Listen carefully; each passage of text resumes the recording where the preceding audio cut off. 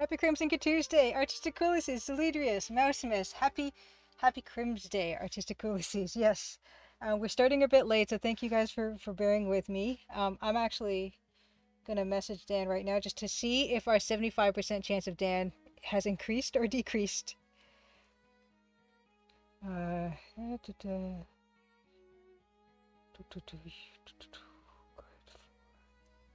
let's see. Fingers crossed. Fingers crossed. Yeah, when I have soccer on Tuesdays, it's a bit frantic because I have to get back home and eat dinner and make myself a little bit presentable for this. But no, it's all good. It's all good. Deluxe Tux. A Wild Tuesday. Yes, a Wild Tuesday has appeared. We are going to do a couple fun things as warm-up act before we get Dan the band, hopefully. I'm just checking with him to see if he's indeed coming. If he's not, that's cool too, of course. We have plenty of pixel art to do tonight, if it comes to it. And of course more Altered Destiny, which I did write notes and stuff. I've made a little vocabulary list of all the nouns and verbs and everything like that for Altered Destiny. I have come prepared. Okay. But first things first. I'm going to start off slow, I think.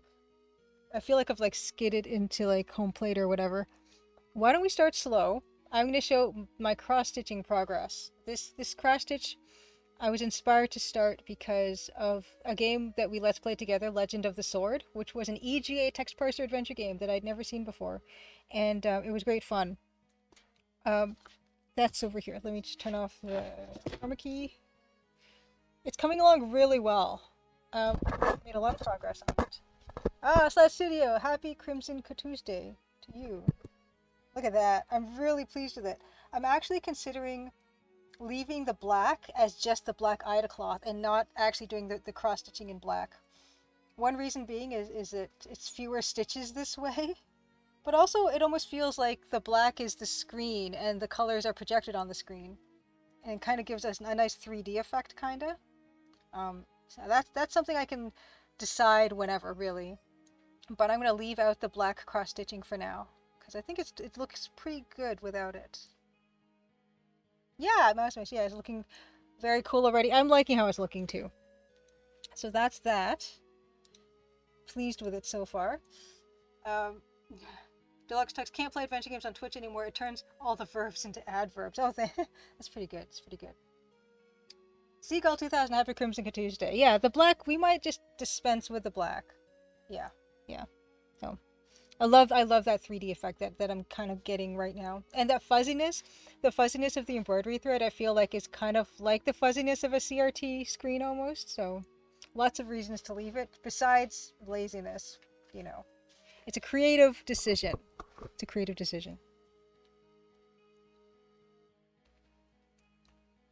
Couple cool things. Actually, first thing I can, yeah, Cosmic Void, happy Crimson Tuesday. No, Cosmic Void, this actually slides right into developers update, because yeah, chapter 6 is done. The assets are done. I'm right now in a bit of a polishing and testing phase, and I'm actually going over the tester feedback, which was given like months ago, but I'm just now getting to it. And Cosmic Void, you have given me some like a really wonderful documents that I opened up in Google Docs, and I've been going through those, and so thank you so much for your very detailed feedback, which I am getting to, and I'm addressing some of that stuff that you've mentioned. But yes, thank you, Cosmic Void, for that. And I guess this is a really good time to put I'm glad you enjoyed playing it. I'm probably gonna also send you the full game for beta testing when it comes to it, because you've done a splendid job so far. Yeah, I'm Julia Minamata. Welcome to Crimson Tuesday. We do this every Tuesday at usually 8 o'clock Eastern, but if I have soccer on Tuesdays, which is not every Tuesday, soccer happens on Tuesday, Wednesday, or Thursday. On the occasion that it's Tuesday, we start a bit late, but that's fine. But I'm making a modern EGA text parser adventure game, and I'm not the only one. There's plenty. I always say plenty, but there are a few of us out there, and that includes a lot of people that are in chat right now. Cosmic Void, of course, the wonderful beta tester Cosmic Void, has made 3 Tachyon Dreams games, which are totally free on Cosmic Void itch.io. did Warp Cinema recently released just another game. You're just an amazing dynamo of game launches, Cosmic Void. So congratulations on the new launch, which is called, oh my goodness, I just saw it in my email because I follow you on Itch. It is called Tommy Gun Witches. Tommy Gun Witches. So check out Cosmic Void's new release, Tommy Gun Witches, on his itch.io page. Day of War is making Fortune and Glory, which you can follow on the Day of War on Twitter. Kinney Games is making Signal and Echo. Iris is Missing. That is at Kinney Games, KINIgames.com. Mousemiss, who is also here, has remade Enclosure into a 3D version and is currently developing a new game, Escape from Castle Matsumoto. You can find that on Mousemiss's itch.io page. Phil Forte has made 4 Snail Trek games, little sci-fi text parser games with graphics as well. And Slash Studio, of course, is making Betrayed Alliance. So please check out and support all our wonderful EGA text parser adventure game folk that are in chat. And also, of course, those who aren't. I love that this very particular niche of a niche of a niche. It's my absolute favorite. One Short Eye, happy Crimson Good Tuesday. Oh my goodness. Okay, One Short Eye. I checked out, oh my goodness, I've got these links for One Short Eye. One Short Eye just released a new kind of mini video documentary, which he does. He documents the speedrunning of adventure games in wonderful style, really, really well done videos. One Short Eye has an amazing video on the secrets of the Colonel's Bequest, but his most recent one is about breaking the Gabriel Knight. I guess it's a re-release, or they I don't know what you call it. They spruced it up and released it as a new version. And I watched it, and it was wonderful. And it was wonderful that you got to talk to Robert Holmes and with that. And I was, of course, tickled pink, absolutely tickled pink that you wore your EGA bucket T-shirt. So thank you so much for doing that. Please do check out One Short Eye's YouTube. Follow and subscribe to him there. Also, One Short Eye is part of the Speedy Adventures Discord community. There's also a link to their Discord as well. If you've ever been interested in speedrunning adventure games or watching other people speedrun adventure games, it's a really wonderful way to enjoy some of these older games that have been with us and see them in a completely different way. And the new one's wonderful, absolutely wonderful. Okay, let's see, catching up. Oh my gosh, Beta Human says, if you haven't gotten the Altered Destiny ad-lib music working, I got you, bro. Yes, we will. If Dan's not coming tonight, yes, we will have to look into that, because I know the PC speaker version of the music that we've been playing in Altered Destiny is not the best version of the music by a long shot. I'm pretty sure. Yeah, definitely. Yeah, keep that thought, Beta Human, because we're gonna eventually need to get to that at some point. Okie dokie. Yes, Deleters, the interviews in that One Short Eye video are amazing. And also, it wasn't just necessarily about the Gabriel Knight's new edition, I guess you would call it, deluxe edition or whatever.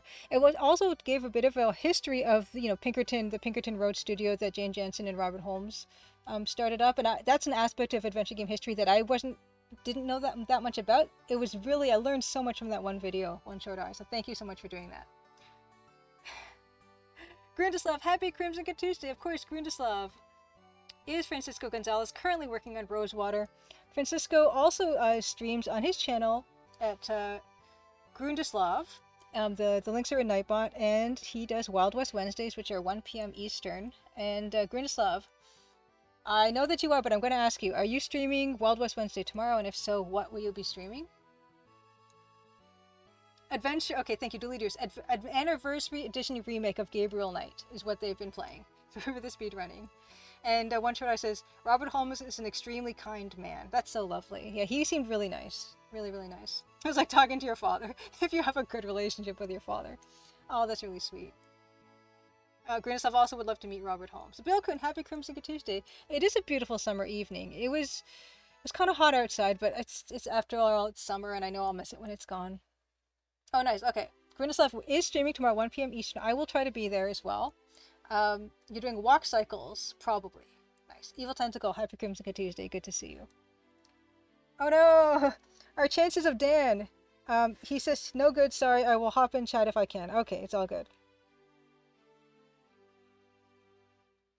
Okay, so no Dan, unfortunately, which means we're going to be doing more pixel art. And Beta Human, we are going to need to figure out the ad lib, how to do ad lib music for Alter Destiny.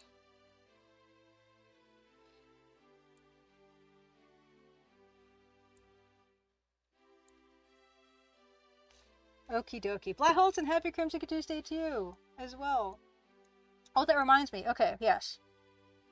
Okay, Deluxe Sucks. I have a meeting tomorrow during Wild West Wednesday. I'm going to be watching on the side computer. Nice. The meeting is not important anyway. It could have been an email. Blaholton being here reminds me that I worked on a Playdate game called Recommendation Recommendation Dog with Sweet Baby Incorporated and Strange Scaffold. And one of the updates that Panic has put into their Playdate, their UI, is you can have a list view of the games that you have on your Playdate, because the banners are nice. And they show the art really well, but if you've got a lot of games in your Playdate, and a lot of the games are pretty small, so chances are you will have a lot of games in your Playdate, like the full Season 1 plus whatever games you've sideloaded. And it can be a bit of a chore to like scroll through all the banners. There's now a list view where you use these 32 by 32 teeny tiny icons that make it a lot easier to scroll through your library. And I have made some little recommendation dog list view icons, and he kind of pants. He kind of pants when it's highlighted, and when you select it, he gives you a little wink. Amberzine, happy Crimson Tuesday. If you do have a Playdate, first I do recommend that you definitely try Recommendation Dog. It's 100% free on the Playdate. You don't have to even enter in any payment information or anything. You can just play it completely for free. Same with Real Steel. Both of those games were in collaboration with Sweet Baby Incorporated and Strange Scaffold. I don't know if they did Real Steel. I can't remember, but they're both totally free through the Playdate, the on-device catalog thing, and they both have cute little icons. Yes, I got to make teeny tiny little 32 pixel icons. It was a little tricky because I wanted to make the dog's face, and I needed to make sure that the proportions of the dog's face were correct at that small little size, and I also wanted to do a cute little animation, so it came out okay, I think, and it was really nice to get to do that. Bilkin says, this week I got a gift from another vintage computer lover in town. 12-inch 16-color NEC CRT monitor. Nice. Made in 12 inches, pretty big. Made in December 1983. State-of-the-art for its time. It even has scan lines, which I would have abhorred in the first run, which now have their own charm. They have even optional filter in ScumVM. Can I share a picture of the dog? Yes. You know what? Do I have him on this computer? Okay, hold on. I think I can catch them from my phone. I can get it on my phone because I've sent them in so Gmail. Let me just see about the icons. Sent. Okay, no, hold on. I can do this. I'm sure no one else has done this before, right? Where you in order to get access to your own assets, you have to go through email or find them online. Where is it?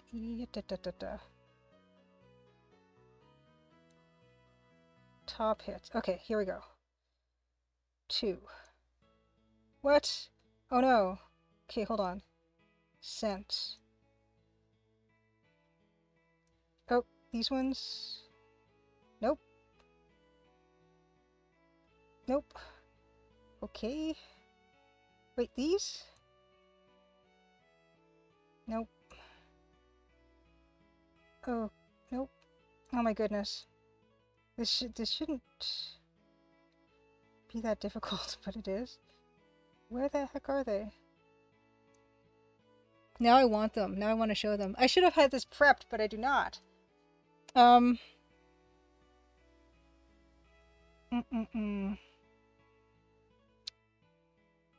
Sent.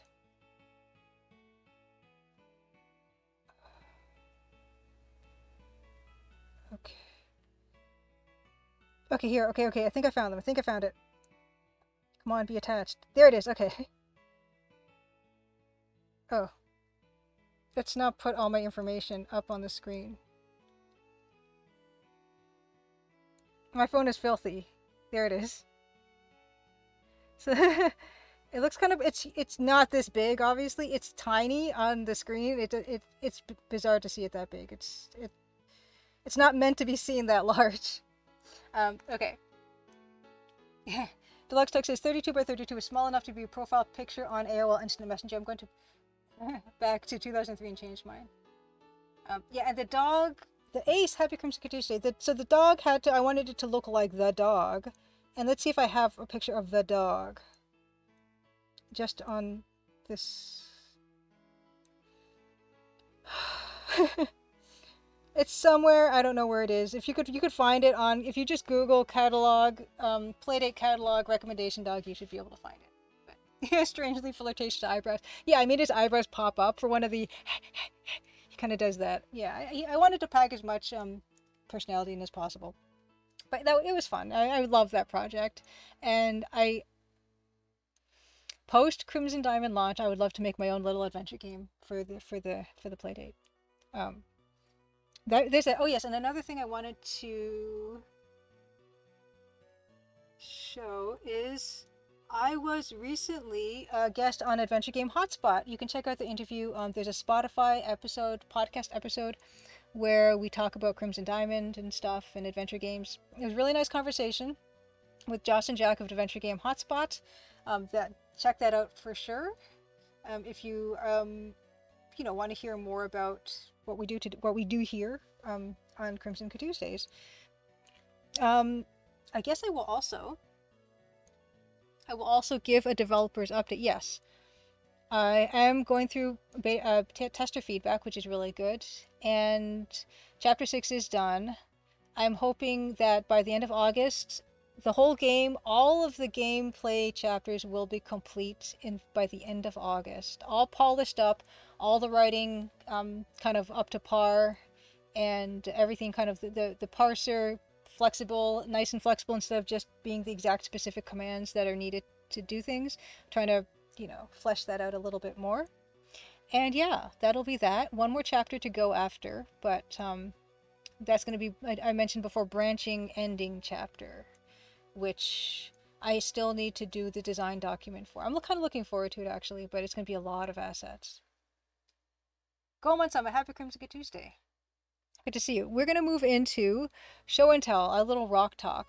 I mentioned that a couple weeks ago I went to the Bancroft Jamboree, and the same weekend that I was there, I booked a rockhound tour, a half-day rockhound tour, where we went to a feature called the Schickler Occurrence, and the Schickler Occurrence is very well known for fluorite, and I showed you guys the fluorite that I obtained from the site.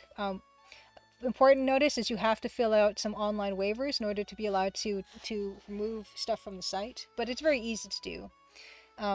But we had a wonderful tour guide, John, who guided us to the site and supplied all of the equipment and showed us what to look for and showed us how to sift through the dirt to find stuff. And it was a really wonderful experience. And yes, fluorite is the one that it's got beautiful purple gemmy, they call it fluorite, at the site that we showed. There are other things.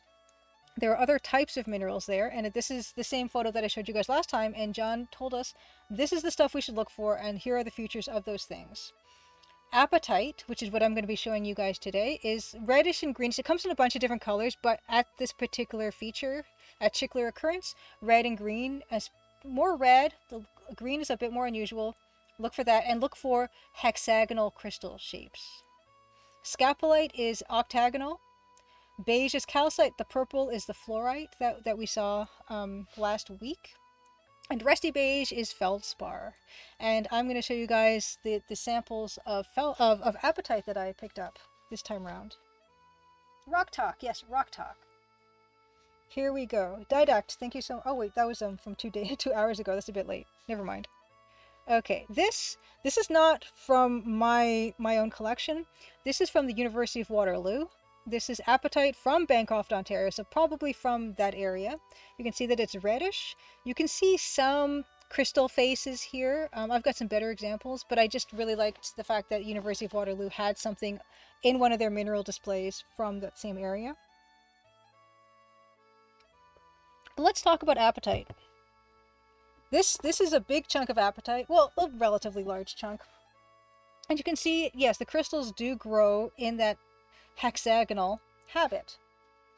A few things about apatite. Apatite is from the Greek word apatite or apatite, I don't know how to pronounce it, for meaning to deceive, because there are similar minerals that have the same appearance. It can be hard to identify apatite as apatite. And apatite is not one particular kind of specific mineral.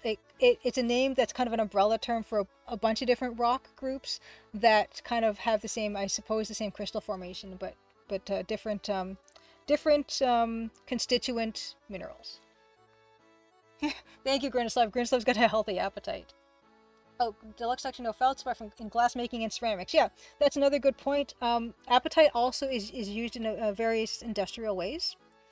This one, particularly, apatite can be used in fertilizer, rarely as a gemstone, and we'll get into that later. It is also used as an ore of phosphate, which is used in pharmaceuticals, ceramics, textiles, insecticides, all kinds of industrial uses. It is not used as a gemstone because it's relatively soft, which is unfortunate because it can be very beautiful, and the gem quality ones are stunning. But let's see, something interesting is bones and teeth of animals and humans, of course humans are animals too, have calcium phosphate, which is one of the major constituents of apatite. And what's interesting is that one of the minerals in apatite is fluorine, and there are places where water is naturally enriched with fluorine, and in the mid 20th century they realized that water that was naturally enriched with fluorine, the inhabitants that drank from that water had fewer cavities, and that's where we get this idea of fluoridating our water. Ace, I love all your diamonds. Yes, your diamonds and your rocks, and yes, the crimson diamond of the playing card. What else do I have here? It's often fluorescent under UV light. And let's see. It can be colorless, white, yellow, brown, gray, red, pink, purple, blue, green. It can be multicolored. But yes, as I mentioned, the Schickler Occurrence, mostly red and some green. And what else do I have here? Let's start showing some other examples. The best way to kind of get yourself acquainted with the way a particular type of rock looks is to see a bunch of different examples. And let's go through some of this. This one you can see, yes, is green and more clearly has the hexagonal sides of the way that this kind of crystal forms. And it's very characteristic of this particular type of mineral. You can see that sometimes smaller crystals can develop alongside bigger crystals. I think this is called twinning, which is really lovely to see. A lovely piece of green apatite. This is kind of more gem quality, where you can see the light passes through it. Very beautiful. I had a tiny bit, but it kind of got crumbly because it's that soft. And unfortunately, yeah, it doesn't work too well as jewelry because of that, but really beautiful for collections and not that expensive. Here's another one. And I know sometimes it doesn't really look like much, but when you dig through rock, through dirt, and you find something that has these perfect geometric shapes and sides, it's kind of nice. Ooh, Grundislav, hats off to you. Why don't we do, well, in honor of the fact that I was using a bucket, that's why we do bucket hat. And also in honor of one Shorai, who dropped in and who has a bucket shirt that he wore for his latest Breaking Gabriel Knight video. They'd also it comes in calcite a lot of the time, which is actually a beautiful way for it to be presented, is embedded in calcite like this. And also, if you really want to, though, calcite, I think I mentioned the other day, you can use like a mild acid to dissolve calcite. Calcite is pretty reactive to even something like vinegar. It has one shot. Yeah, exactly. Everyone who's cool has bucket merch. In fact, I do have this picture, which you have a few wonderful shots of oh no, not that one. Oh no, where's it? Hold on, I'm gonna find it because I do have a shot of you with the hat, but it's an old shot. Now this latest video has a wonderful shot of you in the bucket t-shirt, and I'm gonna grab that at some point and update my merch picture. Merches. Here we go. Yes. Here's a few examples of that bucket t-shirt. One short eye. One is from a stream regular, just a Jeffy. And of course, we have Adventure Game Geek, who has the bucket hat of his own. And other types of merch from other types of stores and stuff like that. Oh no, Deluxe like no bucket merch. It's all good. It's all good. But yeah, I love this. But yeah, I'm gonna update this upper left one from One Short Eye because you have a wonderful shot of like more of that bucket. And also, Robot Spacer has got a bucket T-shirt, and I need to add him to that as well. So thank you guys so much for buying those. It's kind of incredible that you guys do that. Okay, let's move on. And here are my pieces of apatite. They're little pieces, and I've got them here to show. And honestly, yeah, I mean, if you didn't know what you were looking for and how cool it is, you might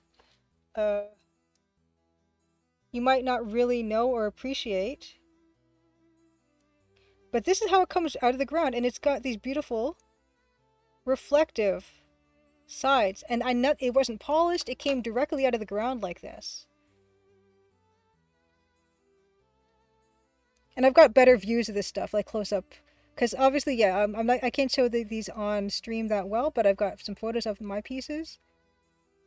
But just that beautiful, look at that. That's like a mirror shine out of something that came, like you wash dirt off of these things. And you get the wonderful mirror shine. And yeah, it's really cool to see. Like there it is, that hexagon shape. Just naturally coming out of the ground like this, you know? So these are all kind of my pieces of apatite, and I was very proud to get them. I will show the pieces close up. Here is just an example of just the way that it is fragile, so it will crumble this way. But if you're lucky, you can see some beautiful color. This one you can see has some green in it and some beautiful red as well. Red and green put together, very very beautiful when you really like get a loop and look at it, or put it up to sunlight and take a look. Yes, the Lux Tux, the JLD is cool. I love it, and I love the fact that me making the Crimson Diamond has made me more interested in this stuff, and I'm getting to like go out and going to events and going on, going to talks and getting to actually obtain some of this stuff. Now this stuff is with my loop. This is with under magnification. I put the loop in front of my iPhone lens and take these pictures. This is, you can see that clear hexagonal shape of the way that the crystal forms. This is as well another one that you can see how small it is because you can see my fingers. The hexagonal shape again on the top. And yeah, they don't look awesome from here, but yeah, they're very precious to me because I obtained them myself. I sifted through the dirt to get to them, and they're kind of really cool. You can see the beautiful geometric perfection of nature. And this is what I wanted to show. This is the Mohs hardness scale, and this is something we've discussed before because most people, I think it's fairly common knowledge that, yeah, diamond is one of the hardest minerals. It's the hardest mineral. It's the 10 on the Mohs hardness scale. What the Mohs hardness scale does is it sort of is a way to classify the relative hardness of minerals. And it's such that the top one will scratch everything below it. And you can see there's some other kind of common things, like a fingernail which will scratch gypsum and talc. A copper coin will scratch calcite, gypsum, and talc. Fluorite, you can see, which is the mineral that we showed last week. It's pretty soft. It's actually even softer than apatite. These ones are they're called there's a special term for this. They're the index minerals on the Mohs scale of hardness. These are the ones that are on the Mohs index to indicate this is the known mineral that exhibits this particular hardness. And apatite is, yeah, it's one step above fluorite, and so this is still too soft really to have for jewelry, pretty much. Yes, number 9 is corundum. Corundum Deluxe Tux is actually their rubies and sapphires. That's the general name for corundum. If they're blue, they're considered sapphires. If they're red, they're considered rubies. It's the same mineral, it's just the different chemical impurities will give it certain colors. And that is the second hardest before diamond. Topaz and quartz. Yeah, quartz is still considered kind of, I guess, we use that in jewelry quite a bit. You can see steel will not scratch quartz, but steel will scratch everything else below. And talc, of course, very super soft. You can scratch it with your fingernail. Yes, Nicholas Patton, Happy Crimson Good Tuesday. TV Prime, Happy Crimson Good Tuesday. Yeah, it's really cool because I've seen the Mohs hardness scale before, and I knew that, you know, the talc is 1 and diamond is 10, and yes, some of these other ones are kind of like in between, but I didn't really know what apatite was until I went on this rock hounding tour. Now I'm much more familiar with it, and knowing that it is a certain particular hardness, and it's known to be that particular hardness. I don't know if I do this with my specimens, but it can be a way to help you identify other minerals that you might have. For instance, I have a piece of quartz that I wear on a necklace, and I was wondering if it was quartz or glass. Well, quartz won't be scratched by glass. You can see, because glass is between a 5 and a 6, and the quartz is a 7. If you take a piece of glass that you know is glass and scratch something that you think is quartz and it produces a scratch, then it's not quartz. And if the quartz scratches the glass, then that's more likely to be quartz. This is one of the more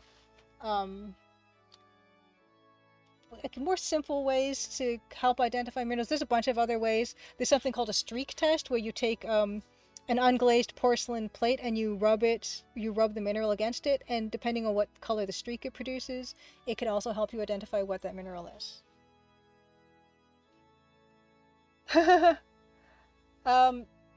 He says, is ruby quartz real? I've never checked. Yeah, what makes it confusing, Ace, is that there are a bunch of different names for stuff that isn't necessarily that particular thing.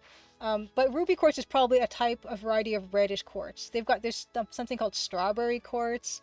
If you have like iron inclusions in quartz, it can really, there's a bunch of different kinds of names. I mean, there's scientific names as well, but so much of it is known by, you know, like we call rubies rubies. We don't call rubies red corundum, and we don't call sapphires blue corundum, even though that's technically what they are. Well, I'm glad that you find this fun, Pascal Broseph. I love this stuff. Nicholas Patton says, did you know scientists are trying to create a new kind of steel? They're doing it by blending the DNA of a spider with a goat to create goat silk. Oh my gosh. Just thinking of what kind of like creature that would look like. I know it probably wouldn't really look any different from any creature, but thinking of a spider and a goat producing like a very super strong material, it sounds like satanic. They actually had I think it was a dress or a robe or something that they put on display at the Royal Ontario Museum here in Toronto that was made of spider silk, which is extremely difficult to produce in large quantities to create a robe, but they did, and it was absolutely gorgeous. Yes, Deluxe Text is some sort of mineral Darwinism. 10 minerals enter, 1 exits unscathed. The interesting thing, though, about the Mohs scale is, yeah, it will tell you the relative hardness of things, but that doesn't doesn't really tell the full story about the toughness of a mineral. For instance, a diamond, if you were to heat a diamond would burst into flame before a ruby, I think. So the melting point or the flash point of whatever you call that temperature, it actually a diamond would catch fire first. So there are other types of hardnesses, other kinds of toughness, really to measure stuff against. Diamonds can be pretty brittle as well. So if you hit it a certain way in a certain direction, just the right way, they will still crack.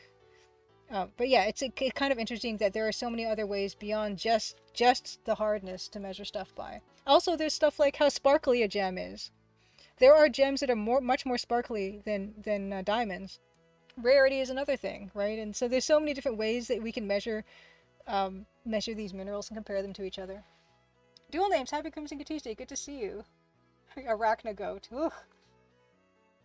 Yes, streak test, press test, those are the simplest things. Of course, there are other ways to identify stuff. Of course, looking under great magnification.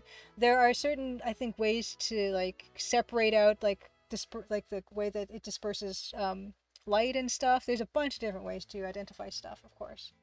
Okay, is that all I wanted to show? We talked about the RecDogs list icons. We talked about the Adventure Games Hotspots interview. I will link that again. Yeah, index of refraction is another one. Oops, no, mag. That's not anything. I wanted to do this. AGH Adventure Game Hotspot. Yeah, I did do an interview with them. That is out on their Spotify page. Okay, I think that is all we have for stuff to show. We're gonna get... Do I even have photo... Okay, I do have Photoshop open, so I was prepared. Great. Okay, let's move into that then. I was very just in case. I was very just in case. Here we go. Hopefully you can see what we've been working on. And you can see Photoshop now. This is where we are so far. You can see we did a lot of work on the gems on the tabletop here, and we created our own version of the Colonel's Bequest jewels, which are kind of nice. But yeah, I was working on Fester Blatz's mineral specimens. Oh, Deluxe Texas. I just saw the video on the top 15 CR deaths. That's another thing. Yes, Adventure Game Hotspot has a YouTube channel. You can check out the top 15 CR deaths that we talked about on there. Nicholas Patton, thank you. I'm glad you're liking how this looks so far. There's plenty to go. Plenty to go. But so far so good. I think we were just... Yeah, we were working on the minerals here. Oh no. Didn't want that brush. This we were working on. Yeah, this is actually, you should look at the gem that Fester Blatz is looking at. Look how many different colors that are in there. There's white, yellow, green, dark green, and the cyan. That's 5 different colors just in the specimen that he's got on, that he's looking at there. So it's only fair that I would try my hand at something similar. Phantasmagoria did make the list, Pascal Brosov. Still need... Oh, yes, that's true. Bilkin, the angry proto-Nancy is an emoji. Yes, I think that would be fun, too. Let's do a copy of Blatz samples. Let's see. Yeah, I love, yeah, all the different colors that are in this Blatz sample. We're gonna... Yeah, let's try to add, like, some extra facets to this one that I've got. Oh, no, not anti-aliasing. Never anti-aliasing, no! Turn that off. Sample all layers. Okay. Oh, and I gotta do this. Oh, 13 minutes ago was hats off to you. Great. I'm gonna... Thank you for, again, Grinisov, for redeeming the hats off to you. So we're gonna do this. And also, there's also blue in here, kind of, which is kind of really nice. Let's see.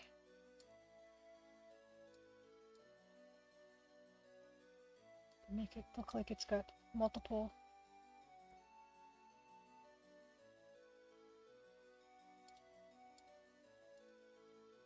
I really love how similar the dark cyan and the dark green are. They're very, very subtle. This is less subtle, but that's okay.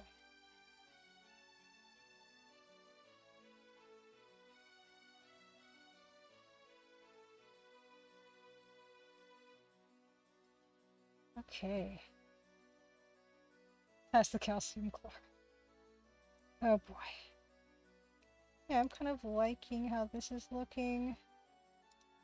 Just a simple mineral that we can move around and add. Oh yeah, I need to add shadow to these. I'm still not sold on this mineral here. Maybe it's too tall. Let's shorten it up a little bit. There's something about it that I'm not super keen on yet. Oops. Okay. I think and then I'm going to shorten this one too, because now they're too close in height. Let's see. Okay.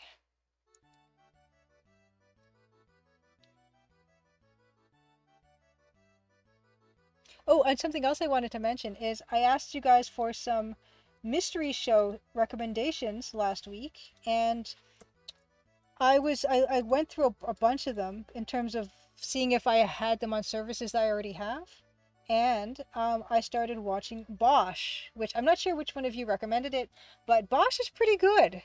Bosch is pretty good. Like, it's really filmed really nicely. It's a really good looking show, and it's got some really, really good actors in it. It's got rest in peace, Lance Reddick was in it, and Mimi Rogers is in it, and it's just a really well acted. Okay, Pascal Brosov, thank you for the recommendation. Very good show. It's set in LA. It's really beautiful. It's just it looks like a movie. It's got a beautiful production value. It's lit really nicely. Yeah, thank you for that recommendation. Very much enjoying it. And I think it's on Amazon Prime or something. I have Amazon Prime and I have BritBox. So I think it's one of those. But very very good show. It's just kind of it's got kind of a nice tone. It's not super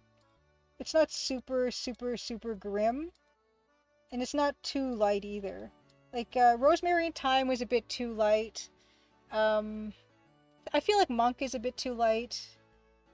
DCI Banks was too grim. I think Silent Witness, when I was watching it earlier episodes, seemed really grim, like too grim. Um, yeah, it's like a balancing act, but like there's a certain tone that I'm looking for in those shows.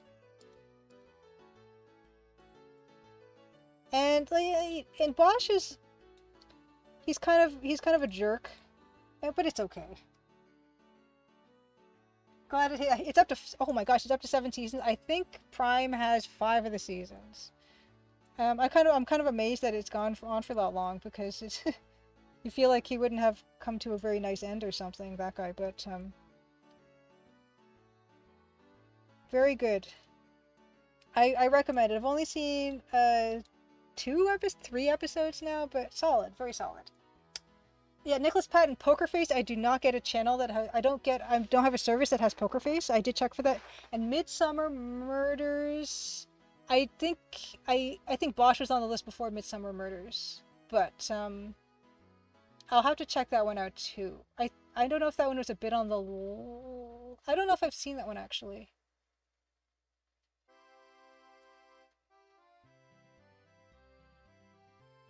Okay, no, that angle, I'm not liking the angle for the crystal now. And this one is, I'm not liking this either. Oops.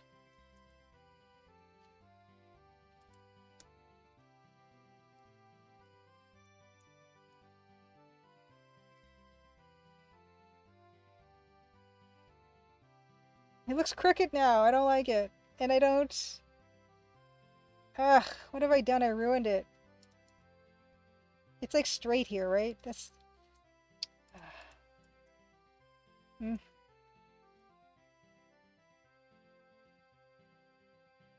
And I feel like I want this one to be taller. I want this one to be taller. It looks like Beta Human. It looks like we're going to be investigating how to play the the ad-lib version of the music for Alter Destiny after all. So that's good. I'm looking forward to that because yeah, no one needs to hear the PC speaker version of that at all.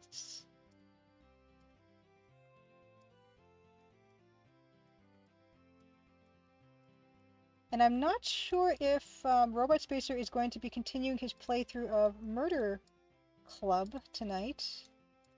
But it's going to be hard to say no to an EGA mystery adventure game that was created by a female Japanese game designer. It's going to be hard to say no to that if he's streaming that tonight. Deluxe Dogs. I don't want to watch a murder mystery series called Poker Face unless Lady Gaga herself is a detective. Well, it's Natasha Lyonne, I think, and I hear very good things about that show. I know people love that show. It just unfortunately, I don't have a service that has it.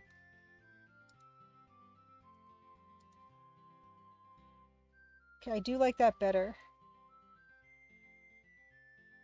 Although I think this one still needs to be. Oops, I think this one still needs to be lower. Let's just get rid of that. Now I'm looking at this thinking, what if it looks like it has 5 fingers and is making some kind of gesture? But no, I'm not that kind of game developer.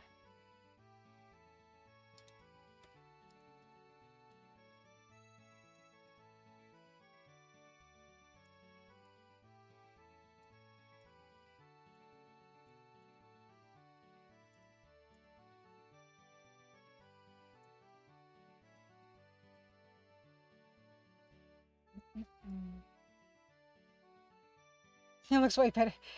Oh, good. I'm glad you feel that way. I'm glad you agree, Pascal Broseph. Yeah, it's not bad. It's not bad. And let's give it a bit of a shadow.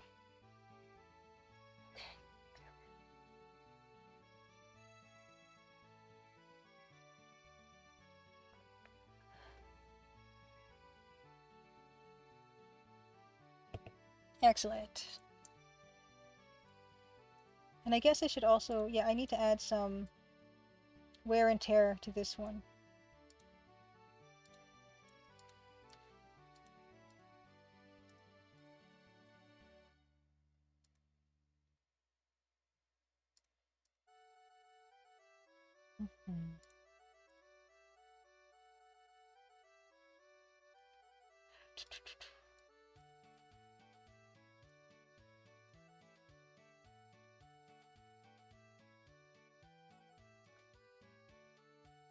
I wonder if Alter Destiny is a long game or not. I'm kind of scared. I'm scared because I have no idea about that game and I don't know anybody who seems to have played it. But that kind of makes it exciting, I suppose.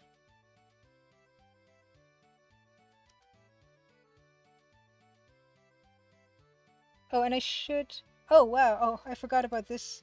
I did dress up this one. Okay, we gotta copy this one here. I forgot I did that.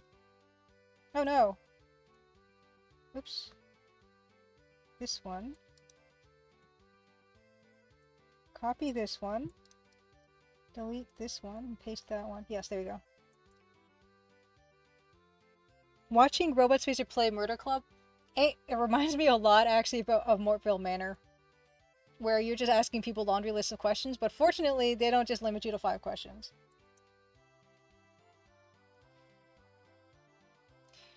Let us explore. Why do I make these look so complicated? Blats, shadows.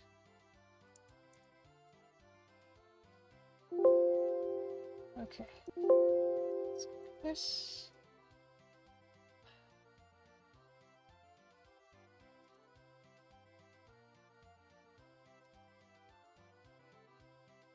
Oh, is that going to cast a shadow on that? I don't want that. That's going to make it more complicated. Let's not do that. Oops. Nope, didn't want to do that. Nope, didn't want to do that. Come back. There we go. Okay. I'm going to move this over just so I don't have to make these things interfere with each other. Okay. Oh, Nicholas Patton, thank you. Yeah, too bad Poker Face isn't accessible on Amazon Prime where you live. That's okay. I mean, there's so many other things to watch. Oh, Mousema says the walkthrough for Alter Destiny is 1,270 words. Seems short. Okay. Well, I don't even know why I'm kind of worried if it's super long, because I don't really have anything planned for what's going to come next, so it's fine, I guess.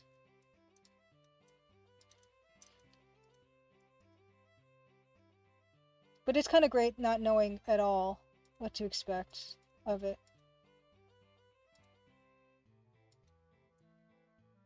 What am I doing?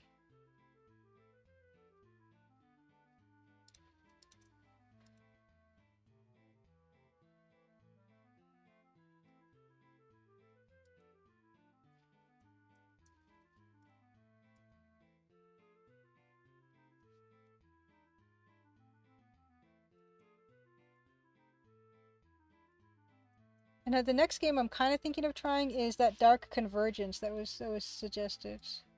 Because it's beautiful, like kind of really super grungy EGA. I kind of like it.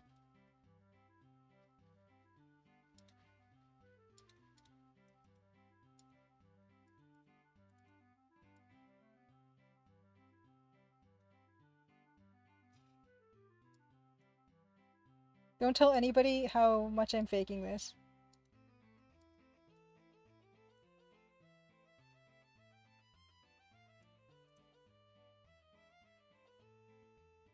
Oh, nice. Nicholas Patton says, on an art-related note, I'm slowly getting back into drawing. Specifically, it is a character's reference sheet. I know that this is going to sound really weird, but I too would like to slowly get back into drawing. I I feel like I don't do that enough. And I need to get back to that.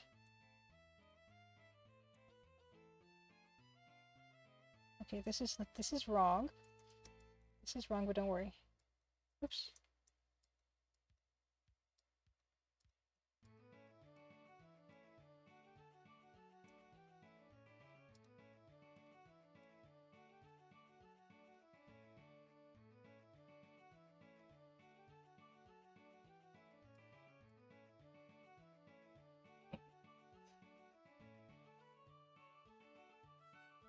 TV if I'm posting on Twitter right now. Ah! Oh my goodness, I'm a scam artist. It's terrible. This is gonna be on the screen for like not hardly any time, and then this guy's gonna come in, and he's gonna even be covering it. You won't see that stuff for like more than 2 seconds.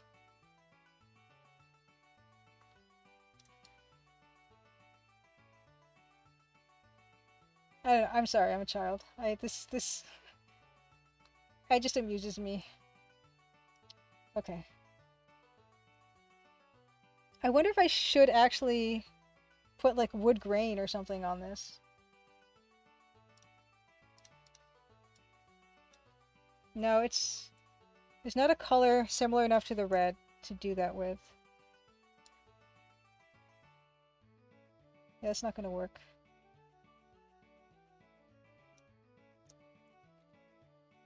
I want to try it though, because I would love to see the shadow be in this stuff. Okay, we're gonna try that. I want to wood grain. I could even dither it back so that it's not all the way there. The character in question is a ghostly actress in a nightgown. Nice. So there's gonna be a lot of transparency and stuff.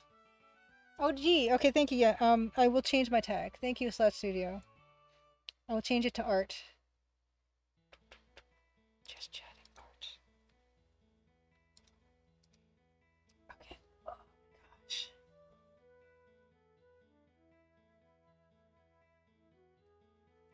Okie dokie.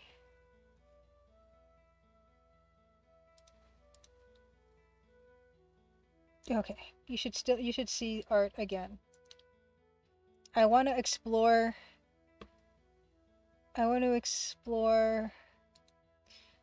making this wood grain. This is probably going to be a very short-lived experiment, but I just want to see.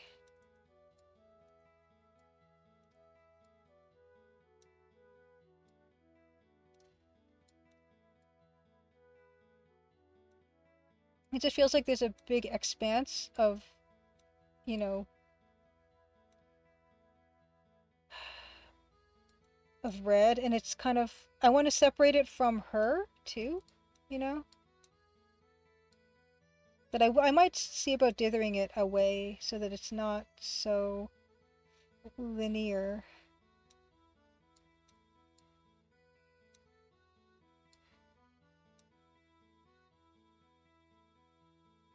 Laminate countertops were invented in 1913 deluxe tops. This could be laminate, but this is like in a storage room, so it'd probably be like really old furniture, like stuff that would have been around for like a long time. Okay, so we're gonna try to dither that back just because I want to try this. Let's duplicate this. Where's the toolbar? Where's my... Oh, I shoved it over this way. Okay. Right. Okay.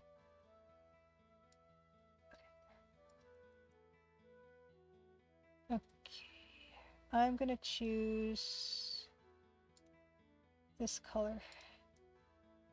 Dither.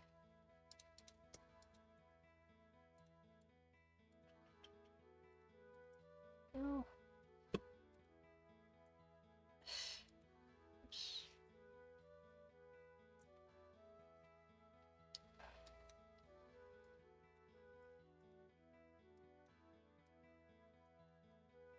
Okay, great.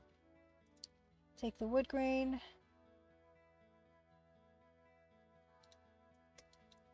Select it. And then... Is that bad? Oh, that's pretty bad. It's pretty bad. What if I...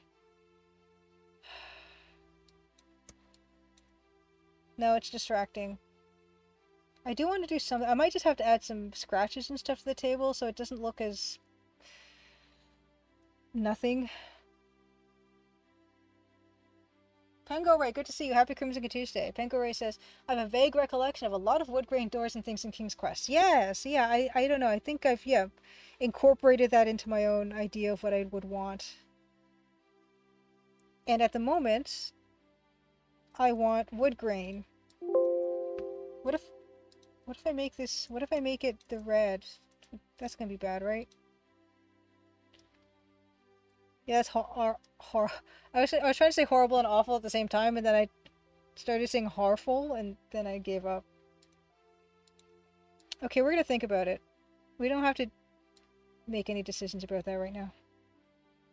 Okay, also on the table, we have the heart. The heart. Oh, yeah, also... In this image, I have, like, a red... Oh, you know, these are not in the right order. Oh, this should be pink. Okay.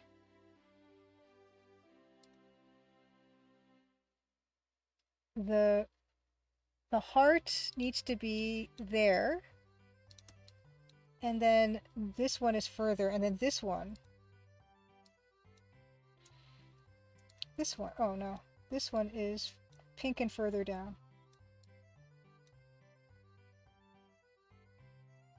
It's there. And pink. This one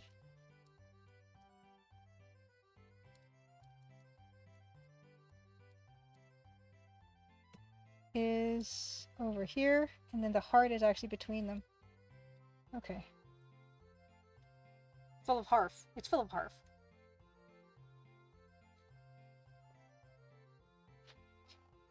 It's an old Switcher Easter egg. TV Prime. I need to change the color, but... Oh yeah, I was gonna add gray to this, the gem bag, before. Because I was feeling like this gem thing was not differentiating itself enough. And now this can't. This just can't be that color. This can't be that color either. I wonder if I can't make it this color.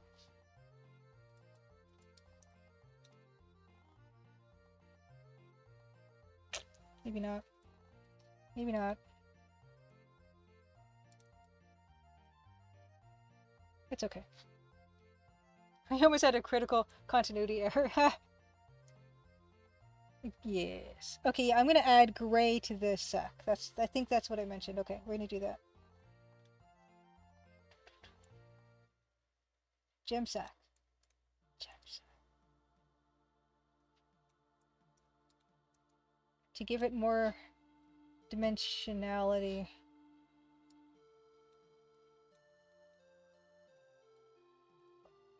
Actually, maybe just totally define that lower edge without it having any reflected light. Possibly. I honestly think some of the magic of the EGA palette is, yeah, there's some of these colors that are really similar. Like this, this red and this cyan, this magenta are very close, and I love how easy it is to visually blend these two colors.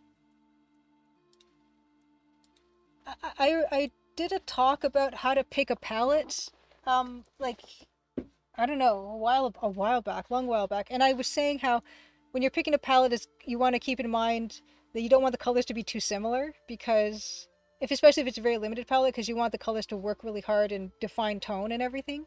But actually, now that more that I think about it, it's actually really nice when you have a palette that has very similar colors in them, because you can make these really nice effects. So maybe I take it back.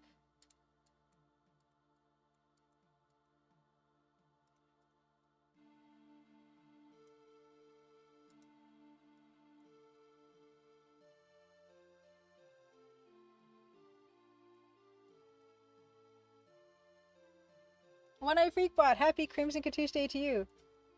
What have you been up to tonight? Shout out. Resplendent Seraph, happy Crimson Tuesday. Let's do a shout out. Good to see you. I just get the right backslash. Which one is it this one? Heyo, heyo, happy Crimson Tuesday, One Eyed Freakbot. Great to see you. Let me give you a shout out. There we go.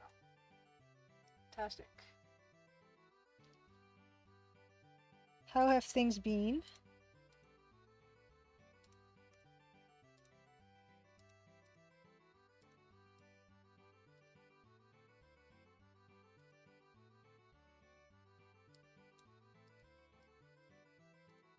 What have you been up to?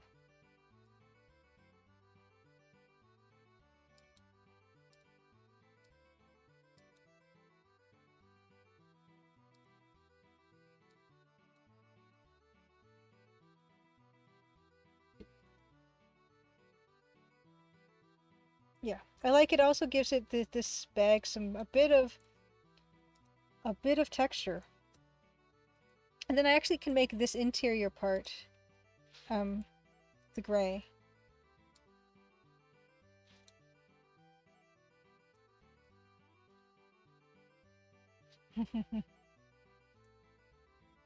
Working away, slowly but steadily on this whole darn thing, as time just goes rushing past. Rushing and rushing past.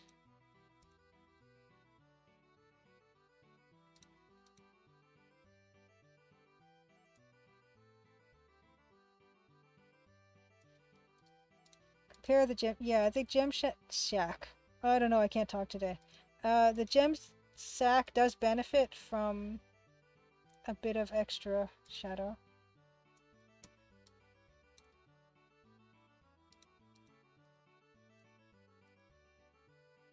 Oh, happy Crimson Wednesday from Australia. Pango Ray. Indeed, indeed. Good to have you. Wednesday. Wednesday actually does roll off the tongue better than Tuesday.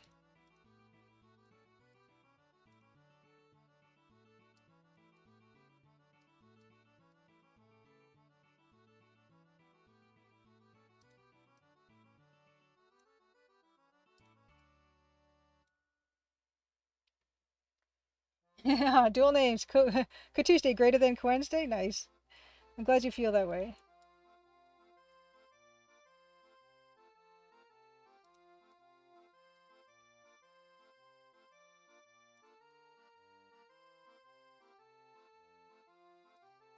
Yeah. Yeah. Yeah, it needed a little bit of extra. Okay, we're gonna do, for a change of tack, let's grab the heart thing. Oh, here it is. From Conquest of the Longbow. This whole thing.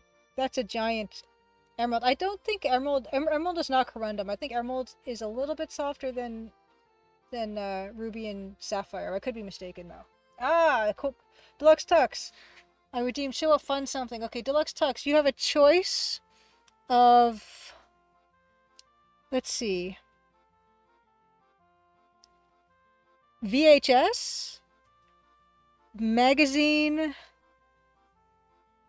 I'm going to say VHS or magazine, I think. Yeah, VHS or magazine for your show a fun thing.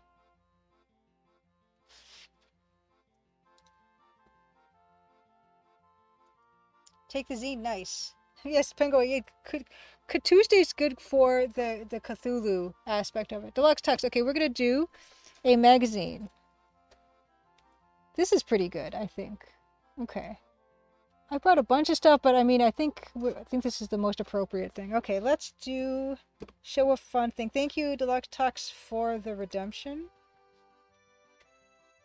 Let us turn off. There we go. Your redemption is... What is this? The October 2000. Oh no, there's my address. The October 2000 issue of Computer Gaming World.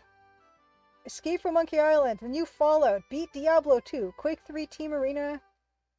Okay, let's look inside. Let's look inside. What do we have? Ooh. A foldout of Homeworld Cataclysm. I do miss gaming magazines. I miss them a whole lot. Ooh, how about this? Look at this. Yeah. No One Lives Forever. Kind of artsy ad. Actually, you know what? My my nails match. It's instant nostalgia. Exactly, Deluxe Tux. Ooh, this is very appropriate. This is very Baldur's Gate 2, Shadows of Omn. Omne? Oh man.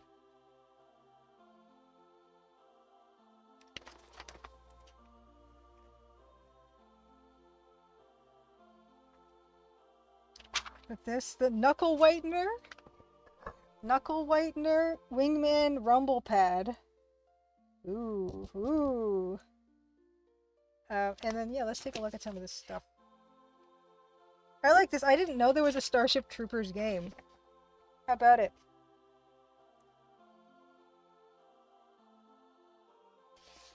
That's cool. What else have we got? Full screen anti-aliasing. Does this new tech make a bit of difference? Ah. Ooh, okay, Wizard and Warriors.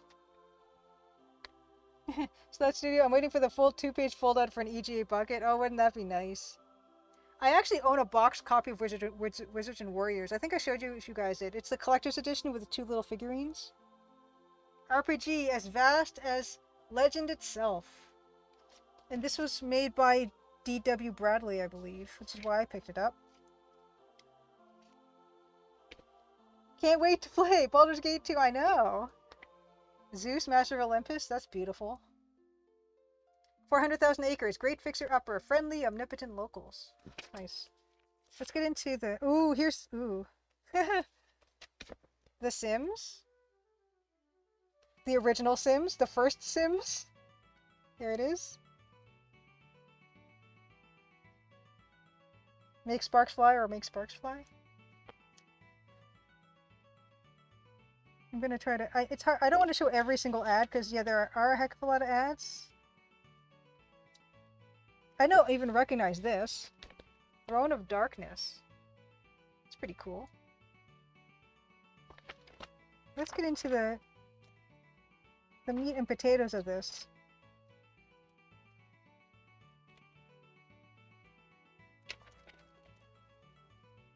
Wow.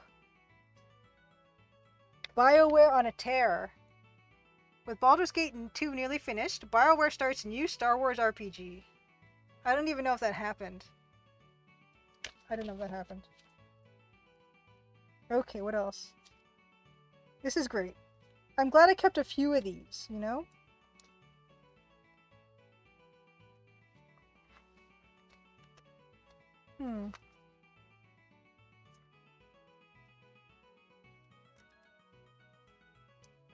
What else have we got?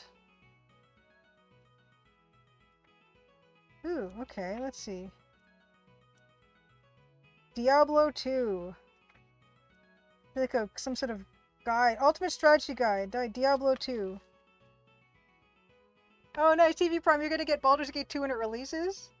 Very exciting. I wonder if that's gonna be a good one.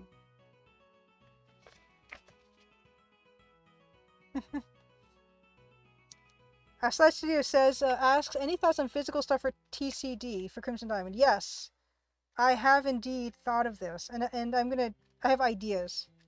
Let's just look at the back page here. Let's see. There's I just want to show one of the nice reviews here. We've got a F1 World Grand Prix, 2.5 stars. I don't know anything about this game. Spotty physics and a constant sense of having been there, done that. Probably the most accessible F1 title currently available on the PC. Let's look at the back. This is a Dell PC Intel Pentium 3 processor on an $899 price tag. Look at that. 64 megabytes of SD RAM. 7.5 gigabytes ultra hard drive. Look at that. 48 times max CD-ROM drive. Sound blaster. PC speakers. It comes with PC speakers. Speaking of PC speakers. Fantastic. Yes, should be able to run TCD with specs, no problem. Okay, I do have thoughts. My ultimate dream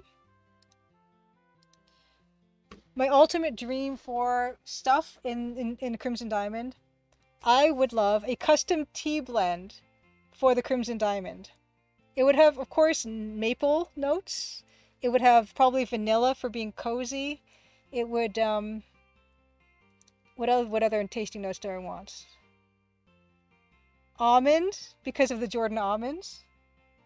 Almond, maple, vanilla,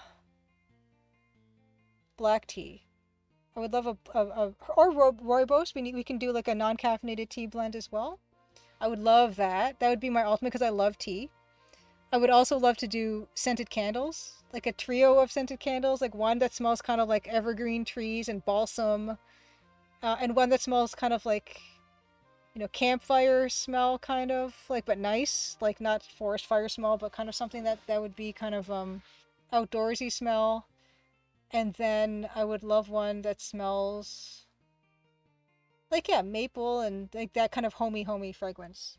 One that smells like murder. Oh wow! Oh, Deluxe Dogs, I just found one of those Dells for $29.99 on eBay.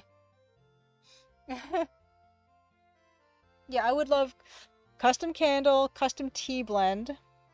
I would love I would love to do like a little cross stitch kit for people in the box where they could just make their own like little Nancy Maple, something easy, like maybe a face, like a portrait, like her face. That one would be nice. That would be nice to include. It's like cozy stuff, right?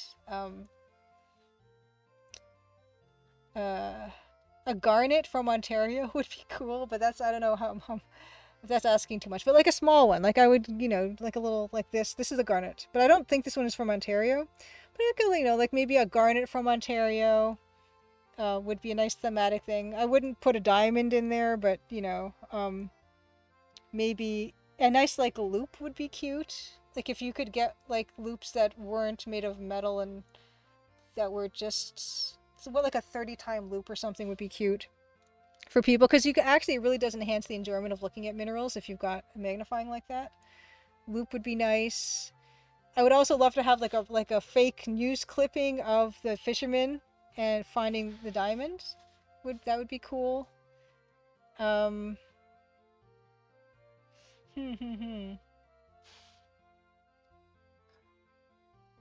is green. Happy Crimson Tuesday. Lapsang Suchong. Yes, Suchong. I think I've had that. I know. That one's famous for being in Paul Thomas Anderson's Phantom Threads as the protagonist's favorite tea blend. These sound like extra Kickstarter tiers. Diamond Edition has real diamond. I actually did buy. I think I've showed you guys a string of diamonds, like where they're really super tiny. And they were not cheap even still, even though they're really super tiny. It would be cool to like include the Ozen boxes, but it was like $70 for like a strand of little tiny diamonds that are very easy to lose. I probably wouldn't include that. But yeah, like an actual Crimson Diamond garnet would be cool. Yeah, and a little loop would be nice for people, like stuff that's actually kind of useful that people could enjoy. You want an actual EGA bucket.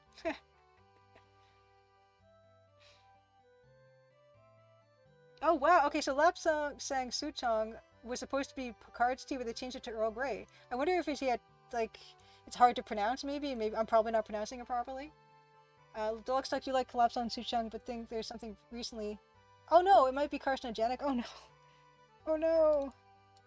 Yes, but those are my thoughts of Crimson Diamond. It would be cool to have Crimson Diamond socks. I don't know what would be on them, but just socks. Let's do the heart. Here's the heart so far.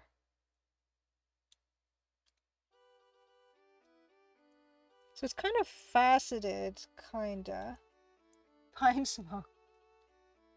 Pine smoke. Yeah, some kind of nice smell. Let's go into this a little bit.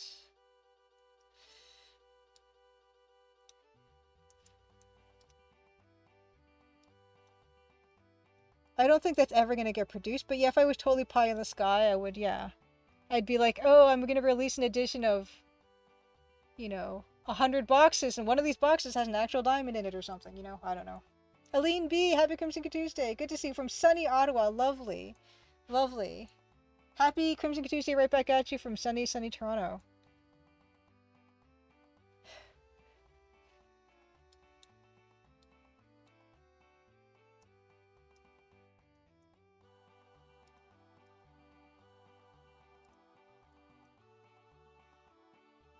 I would also love to do one of those manuals, like the no, a manual, but also like a hint book with like the little ruby lith window, and it's printed all, like you can't see what's going on. I'd love to do a hint book.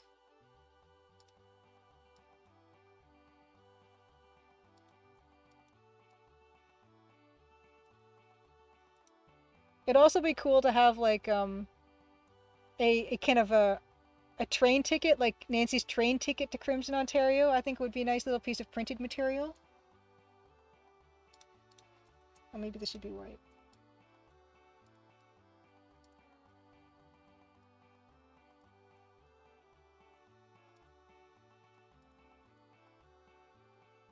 Ruby window made of actual rubies. Yes, Aileen B. We're talking pie in the sky. Yeah, ruby litho is just like that, kind of like a red gel, kind of like an acetate that was red that you put it on top of like red overprinted blocks of text, and you would just get to see the blue text. It's fun times. It's fun times. A notebook would be nice. I would love to have like a notebook that looks like the notebook in the game. Blue spiral notebook. That's true, Bill. Can print stuff easy because paper is the least expensive feeling material. Very, very true. Yeah, Deluxe Text, I want my copy of Crimson Diamond to come with my very own Canadian lodge to play it in. That would be nice too. Let's see. See, I don't really know what's going on with the way this is. It kind of looks like it's been etched, kind of, and I'm probably not doing that properly. It looks like it's supposed to have like a faceted side. It's more complicated than it looks. Kind of looks rough hewn. And I don't know if I'm actually doing it any justice. This side's got like squares. Oh no. It's just difficult.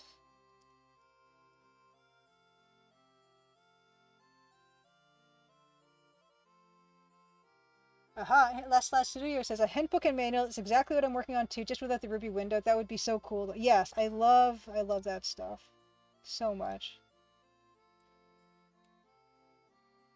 This is more complicated than I thought.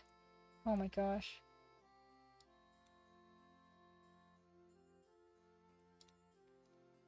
Okay, wait, I gotta start this again. Shape.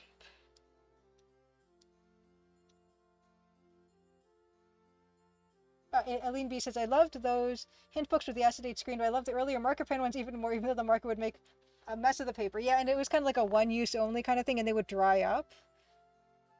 At least when an ungraceful 7-year-old pushed the marker too hard into the paper. I actually never had one of those, the marker ones, but they were cool.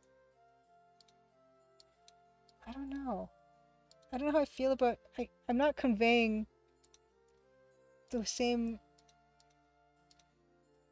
faceting on this thing. It's bothering me.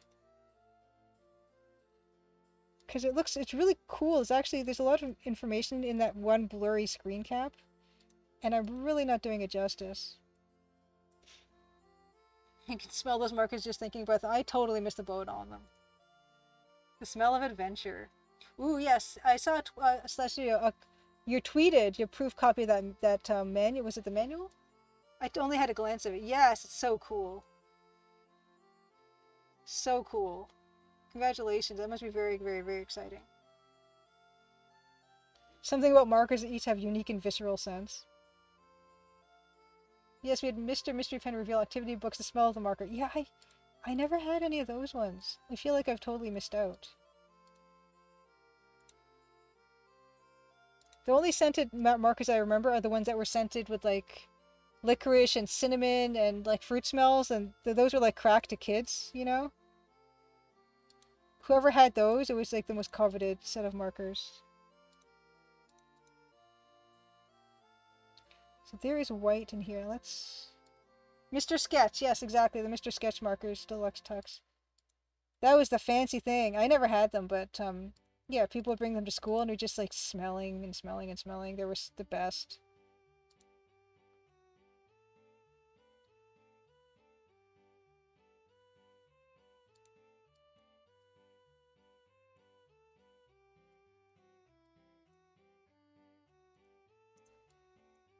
This is harder than it looks. I don't think I'm even starting to get this. Not even a little bit. I almost feel like I need to model this in clay and then take a picture of it. That's how hard this is. Yeah, I could try some facets of solid triangles of darker color. Yeah, I'm thinking that that's what might have to be. I'm gonna have to give this more geometric shape for sure. Like, give it some lines to work from.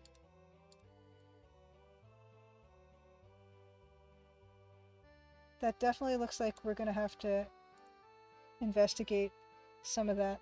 Let's see here. There's like... See, there's like a weird dark spot there. Which makes me think... You know what I should look at? Hold on. Let me just grab some like heart cut gemstones as a visual cue. Let's see here. Heart cut gemstone. That might be a good start. Because I'm having a lot. Okay, yeah, okay. Let's pick this. Okay, this might be helpful. Copy image. Okay. New. Paste. Like this kind of thing, that might be helpful for me to look at. Okay. Heart shapes. Let's see if that'll help us with this horrible thing. Wow. Oh yeah, that's right. I started late today. I started at 8:30, which means instead of starting Alter Destiny at 10:30, I'm starting it at 11? Like, oh my gosh.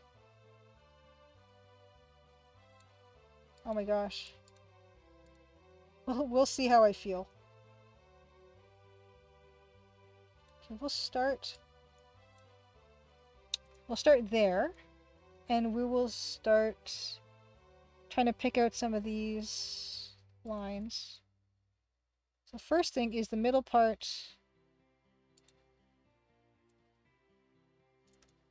I think I need more space. Middle part.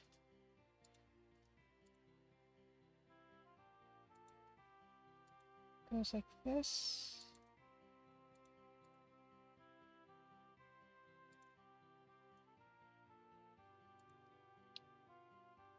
Last night I redid, you know, in the demo where you can listen in on a conversation in the conservatory.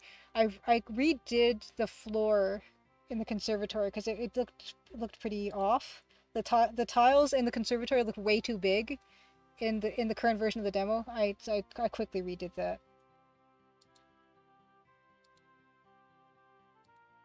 But right now I am kind of working mostly on finally tester feedback. And it does feel like I'm accomplishing a lot.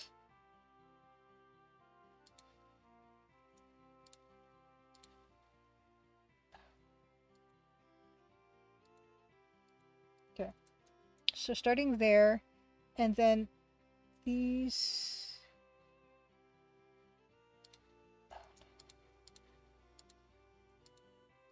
So difficult. Why are you so difficult?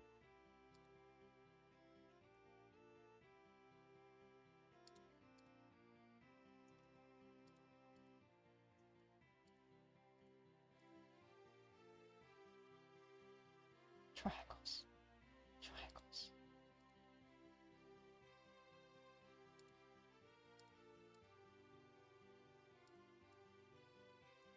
Triangle. Oh.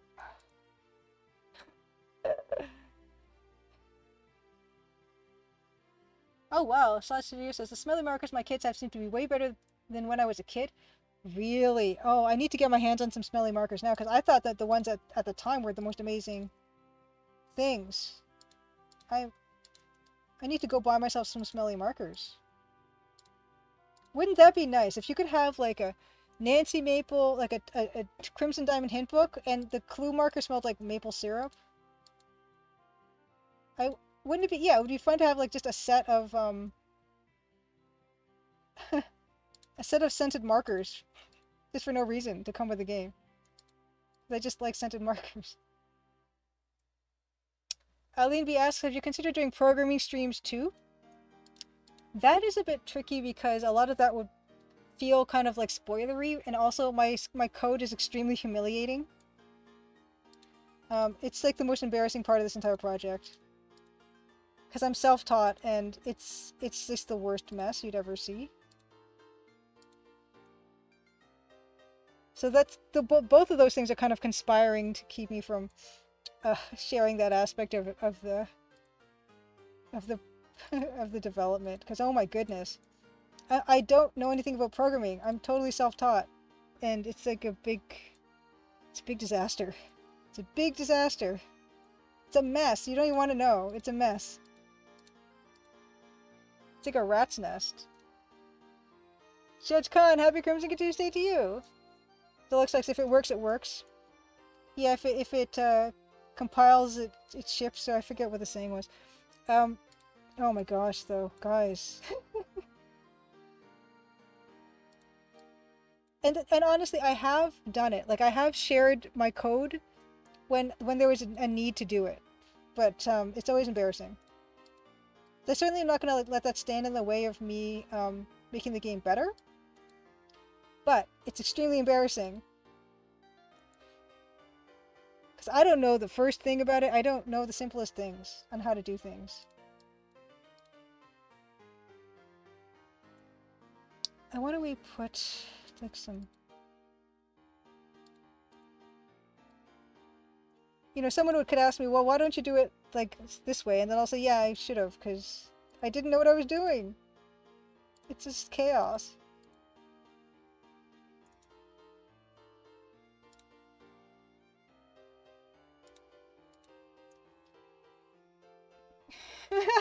Penguin says, if it's terrible enough, others will rewrite it for you out of frustration. There have been times when there has been code that people have helped me with that it looks nothing like what my code looks like, and I don't even know how it works, and I just kind of stick it in there.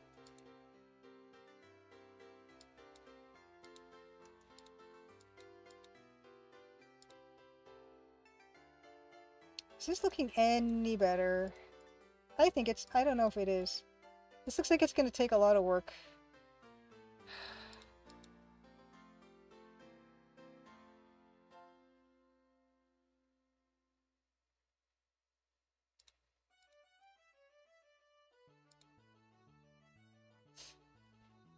Slash, good to see you. Happy Crimson Tuesday. Pretty rocks. Yes, and I showed some pretty rocks, some real life pretty rocks. I showed some apatite that I got from the Schickler Occurrence in Bancroft, Ontario area. Actually, it's called... I forget what the county is called. It's called something specific.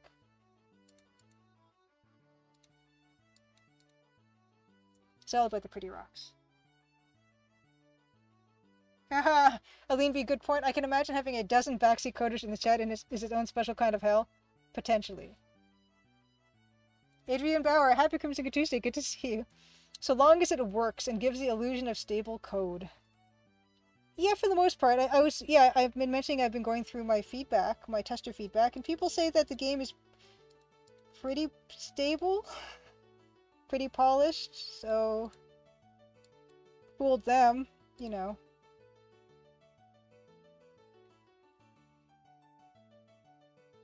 No one has to know.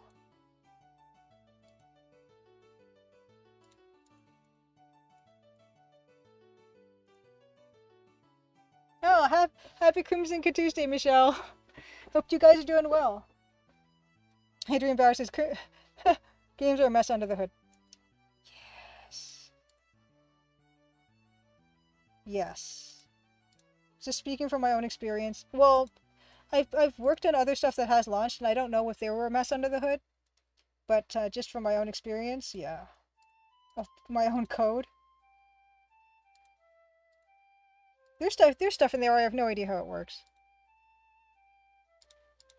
The dynamic sprite stuff in AGS, I don't know what that is. It's like dark black magic.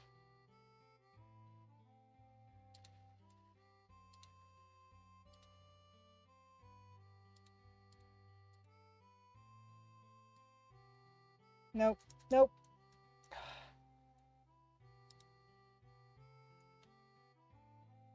That looks horrible. That looks very bad.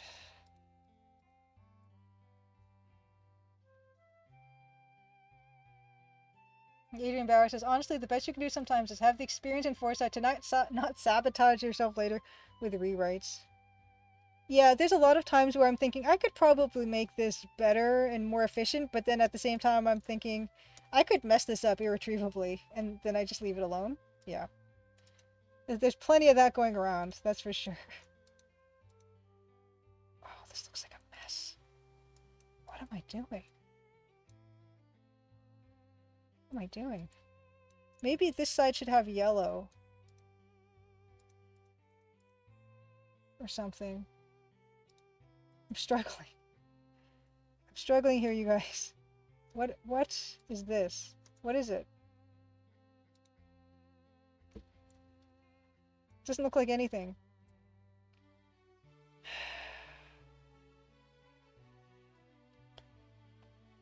Maybe a smaller middle. Maybe what I need is a smaller middle.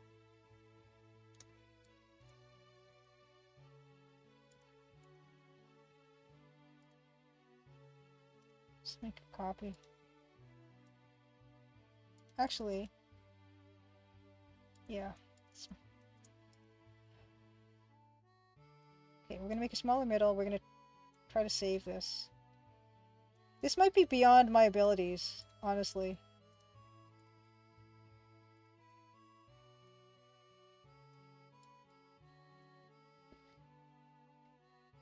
Yeah, the pointy edge is not where it should be, I don't think. I was trying to do something kind of in... Trying to do something in perspective, and it's just not doing the thing that I wanted to do. It's all looking all warped now. Ah.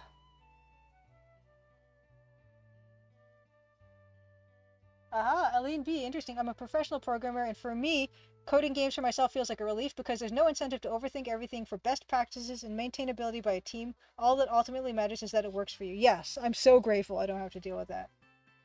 Looks great, maybe a bit of white. I don't know. I'm thinking of just abandoning it for now. And just doing other, like moving on to something else. And that's what's really nice also when you're doing your own projects is you can just stop. You could just give up on something temporarily or permanently and no one will know. I feel like I'm just going to try to make this, the middle heart smaller, and then I'm going to try to make more obvious facets. And if that doesn't work, I'm probably going to leave it for now and try something else. Because there's plenty of other parts on this that need help. Need more work and attention.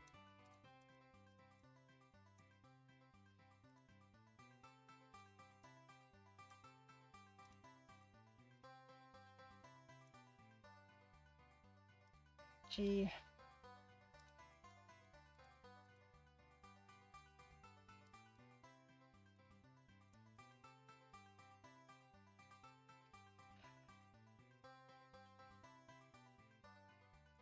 You've drawn many a lopsided heart. It's hard to get. Oh, it's impossible to get it right. It's impossible. I'm trying to do facets. And it's just... It hates me. Ugh. Why do you... Why do you hate me?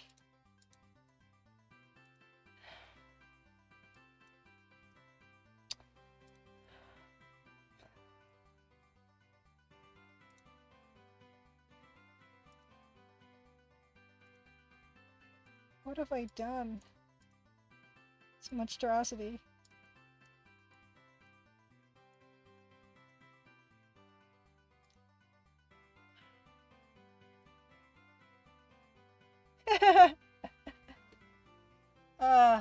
I can't hate you, it's all love. Why aorta? Eileen B, with the big spiky blue thing, that is a reference to Fester Blatz has this mineral collection here, and it's like, it's an improvement on his little crystal that he's got in his little display.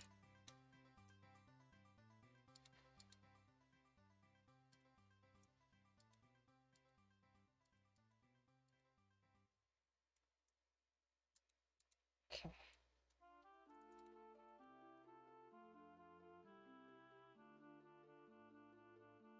Judge Khan says, programming is one of those things that might as well be magic to me. Immense respect for those of you that have the dedication to comprehend some aspect of it. So, like, only enough to get myself into and out of trouble. Like, people talk about arrays. I don't know. I remember doing arrays in math class, like high school math class, but I couldn't tell you how to do an array in programming. I'm sure it's very efficient and helps with lots of stuff, but, yeah. Don't know. Yeah, Fester Blatz has a lovely collection of minerals. He's got all that. So this one here, I've got kind of this other mineral here that kind of looks like his pink ones. That was kind of my thought on that. He's got this beautiful gem right in smack dab in his shop. I love his little postcards. That's wonderful. Ugh. Okay. We're gonna add some white. Some just touches of white. Can we salvage it? We just add a bit of white and some yellow, maybe? Back to that yellow again.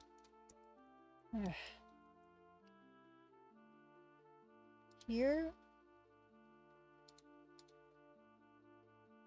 And then just a little ray across. Nope. Ray across. Nope. Ray. Nope. Ah.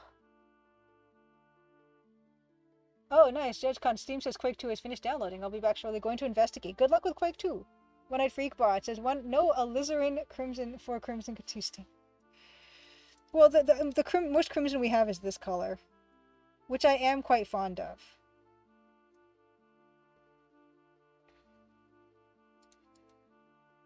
Like, this might be my favorite lipstick color, is this dark red. But no actual alizarin crimson.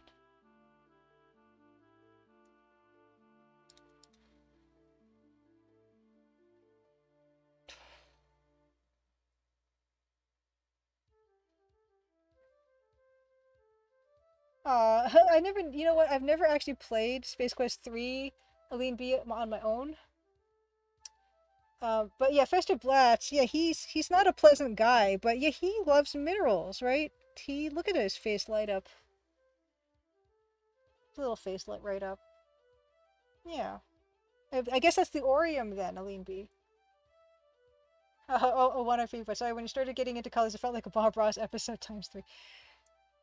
I like some Bob Ross. I know I don't have his chill, not by a long shot, but I hope people say that this is kind of relaxing to be here, and I really appreciate that because I do love Rob Ross, Bob Ross for that, you know.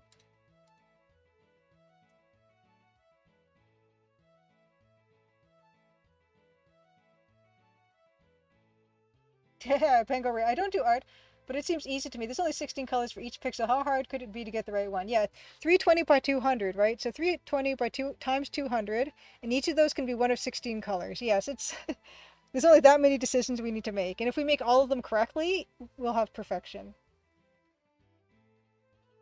No one's got the chill of Bob Ross. Nicholas Patton says, did you know Owen Wilson starred in a parody movie of Bob Ross? I vaguely have recollection of that, but I never saw it. Yeah, Cosmic Boy through Minerals are Fester Blatz's saving grace.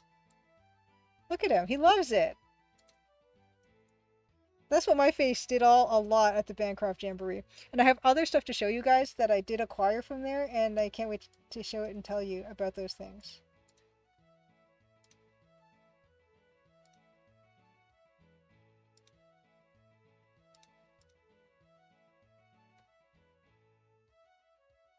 This doesn't look 3D. It just looks like it just looks flat. It just looks totally flat. Now how do I make it not as horribly flat?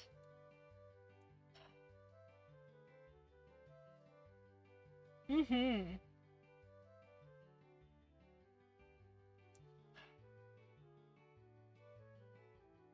Huh. There's a chess player on YouTube called Eric Rosen who's the Bob Ross of attacking chess.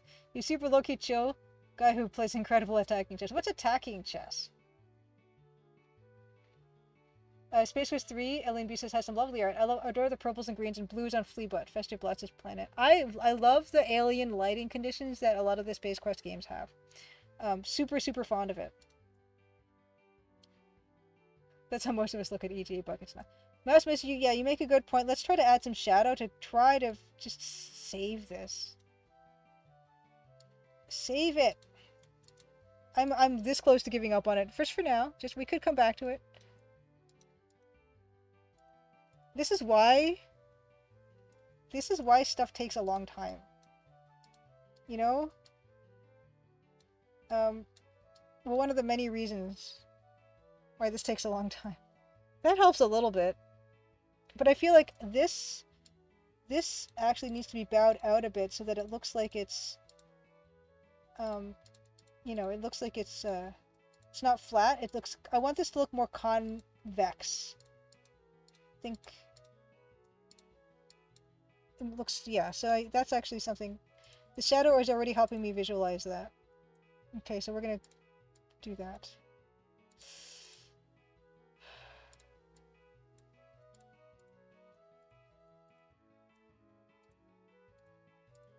This is why games come out late. This is okay. I have heard Nicholas Patton of chess boxing. Each round is 2 fighters switch between boxing and playing chess. I have heard of that. I've never seen it. Like, just I've seen clips. Okay. Okay, Deluxe Texas. He just tends to play very aggressively and tactically over the board while maintaining a very zen demeanor. Gotcha. Okay, attacking chess, heavy on tactics, not afraid to sacrifice pawns and pieces for initiative. Okay, shouldn't the shadows have light and sparkle? Maybe? Possibly? Very possibly? There should be, you know, there's some aspect of reflected light that happens in shadows. That's kind of tricky to achieve with this color palette and this resolution. I don't know. I don't know if I've got the chops to do that.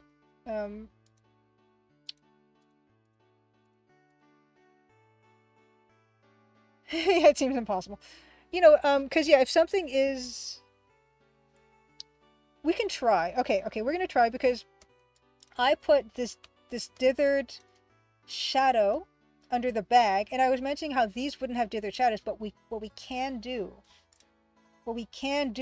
about this is we can dither these, and then we can scrub out some of the dithering so that some of it does look like light is passing through it.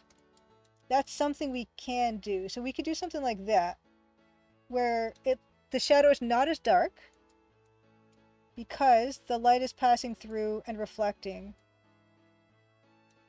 on the wood surface. We could attempt that, but I don't know. I don't know how effective that's going to be, but we can say we tried. So maybe on this one it would be like the edges or something.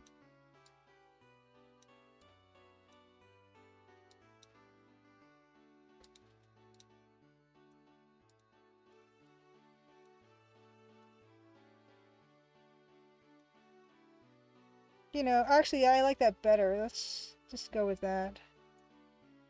If we just... Yeah, I mean, kind of the suggestion of translucency with this, maybe some light transmission is happening.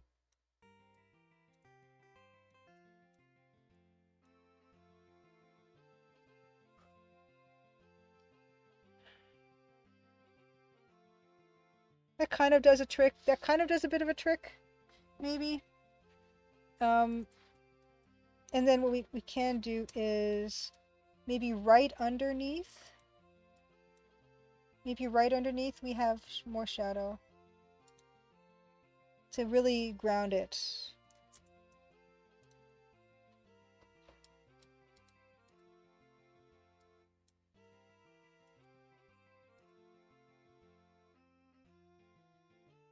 And it wouldn't be all the way, all the way outlined at all. It would...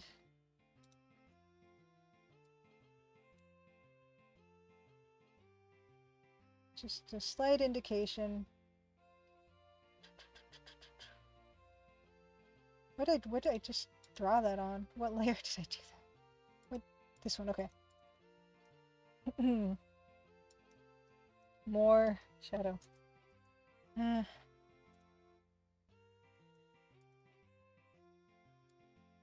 Oh, now that's not doing anything? Why is that not doing anything anymore?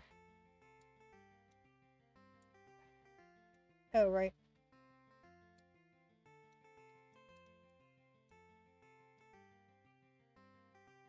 Like, now that I've done that, I gotta do that here, too. Oh, that's just fine. There, look at that. 3 levels of shadow here. Achieved with dithering and 3 colors. So let's see, what layer did I do that on? It's one of my least favorite phrases I say to myself. Yep. Players are going to need a jeweler's loupe to appreciate the details. Yeah, I'll include one in the box. And there is a pause button now. They can pause and zoom in or something. I don't know.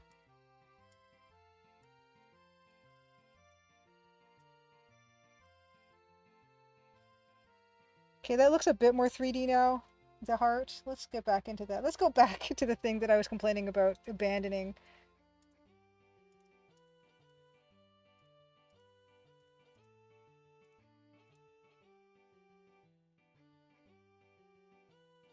I keep on trying to add yellow to this and just to keep on saying no.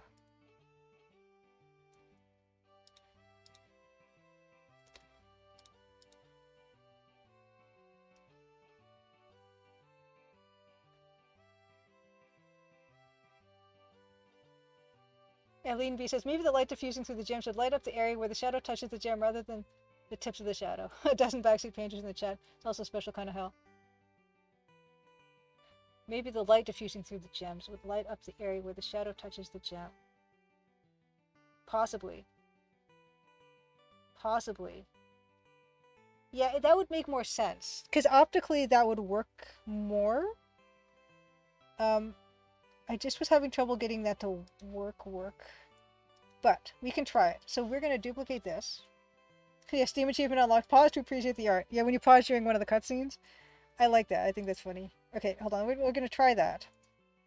We're going to try that. We're going to... we're just going to do a try new shadow. And we're going to try to...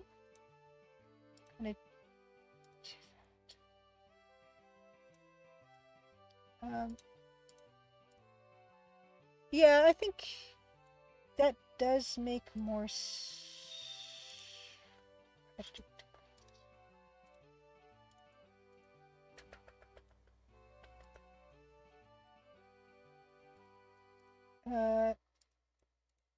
oops. Player suggestion, chat suggestion is like a big bonus here. Oops.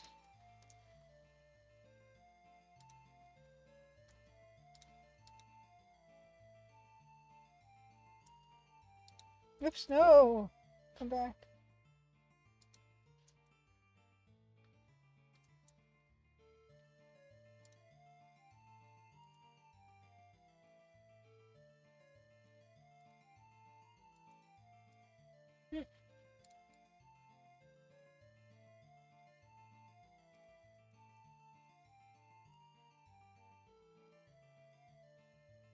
It's easier to tell with this bigger thing, of course.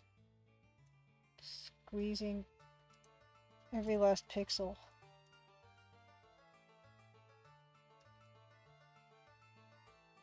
Yeah. Yeah. You know what we could do is we could do a bit of dithering. Just a little bit. Oh, wow. Aline B says this is an achievement in Uncharted 4? Potentially for standing still for a total of N hours admiring the scenery. That's great. Okay, yeah, we're getting somewhere with the we're getting somewhere with the shadow. But what I'm going to try next is I'm going to try to... This is going to be a disaster. No, it's a horrible disaster. Okay, wait. Let's try using this blue. Nope. Let's try the cyan.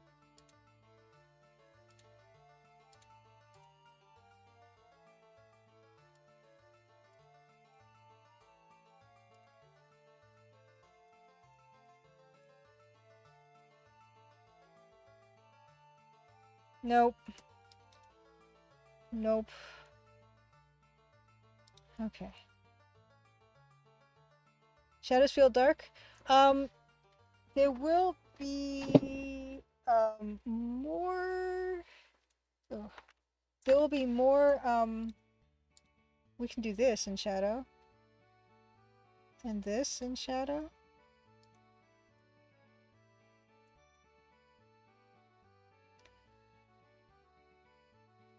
And what happened to the wood grain we abandoned? Oh, it looks terrible.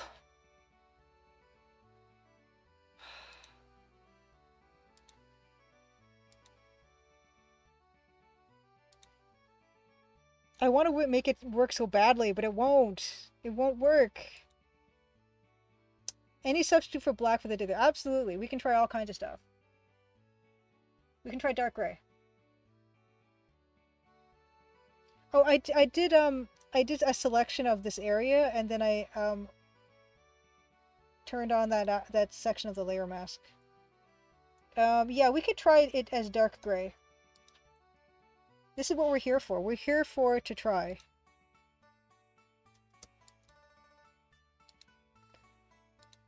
We're here for to try.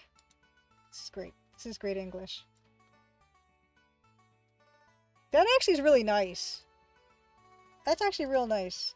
Actually nice.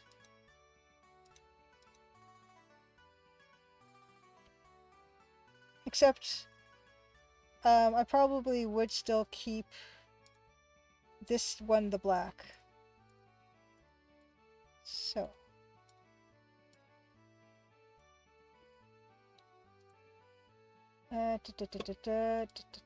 Duplicate layer.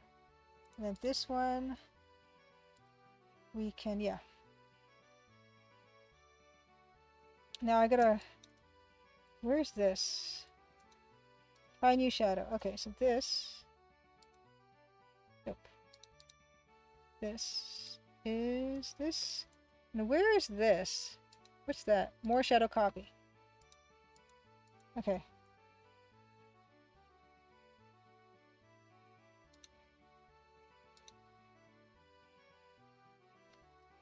Dark magenta, good idea.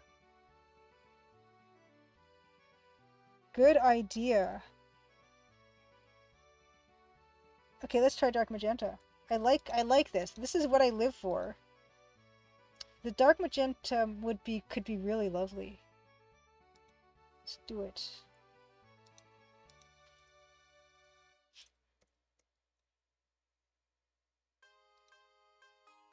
Ooh. Yeah, I think it's gonna work for some of these.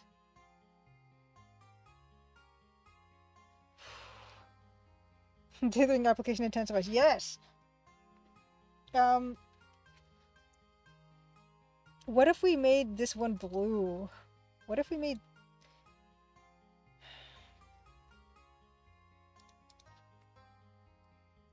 No, that's terrible. What if we made it this blue? Oh, shoot. What if you made this one green?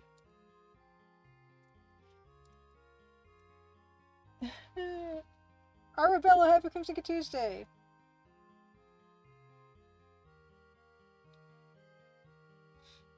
A wood grain, Eileen B says, might work if the base shade of the tabletop was dither between the mauve and the brown from the barrel in the background. Streaks of wood grain were solid color of the other. Wood grain, the base shade of the tabletop was a dither. Yes, yes. We might do that. Between the mauve and the brown. Oh, let's see the King's Quest 2 wood. Yes. Yeah, that's like definitely super basic. Now. Yes, I'm doing art for the game.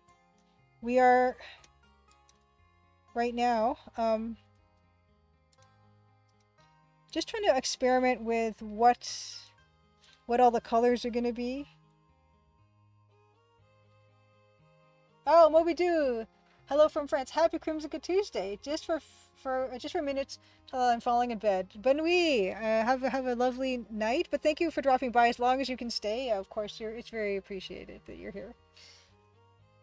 Okay, Hero's Quest. Good to the compass. Okay, look, this is where we learn and steal. This is where we steal. Oh, it's just the what I wanted could not be found. But you do make a good point. I think I could end up probably dithering this tabletop anyway.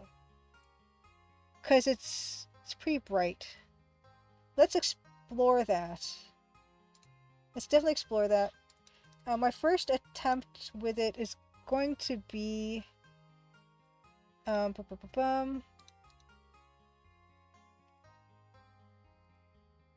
is going to be just... Now, we're not going to do purple dither, I don't think, but I want to... I'm going to change that. We're going to make that the dark red. Dark red.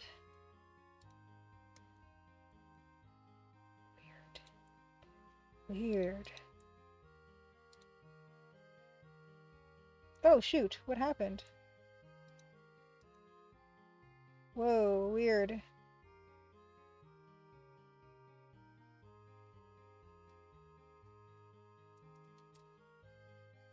Oh, no. No, no, no, no, no. Okay.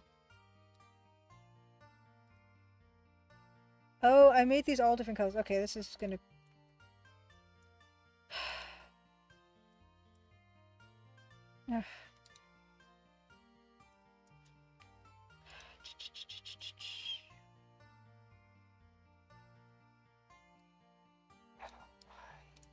Why?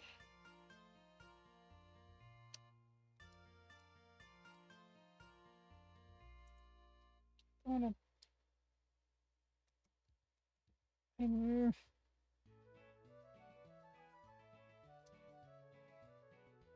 Why is this happening?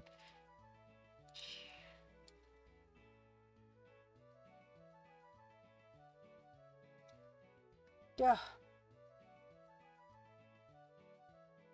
Oh, Moby Doo, this is the Great Canadian Tune Book, which is a collection of Canadian folk tunes. Some of them, most of them I don't even really recognize, but they have been remastered into MIDI form by a man named Barry Taylor from Victoria, British Columbia. And this was initially going to be the soundtrack for The Crimson Diamond, but I could not track down Barry Taylor to ask him for his permission to use this music, and that's when I started to look for musicians, actual musicians for original music for the game, and that was actually a really good good thing to do. Because now we have Dan on the project, and it's awesome.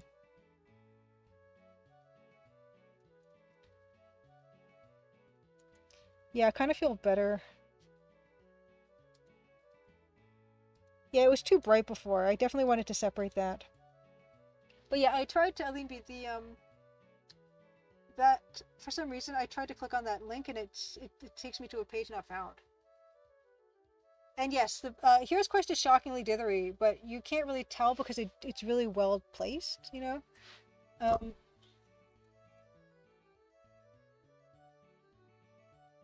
Already I feel so much better with that dithering added there. And at this point, let's try again once more with the wood grain. Yeah, the wood grain definitely works better now.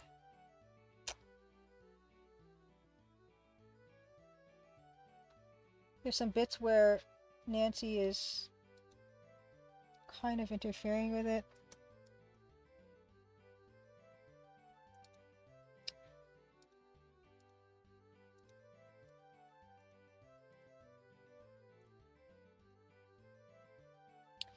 Oh my gosh. Somewhere along the line, yeah, I didn't do this dithering properly. Oops. But it's fine. It's completely fine.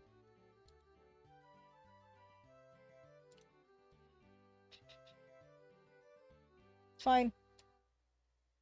I don't know what happened, but it's fine.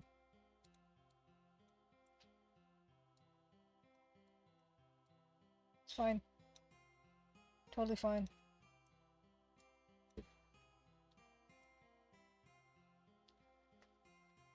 Judge Khan, come back quick too. It's pretty alright.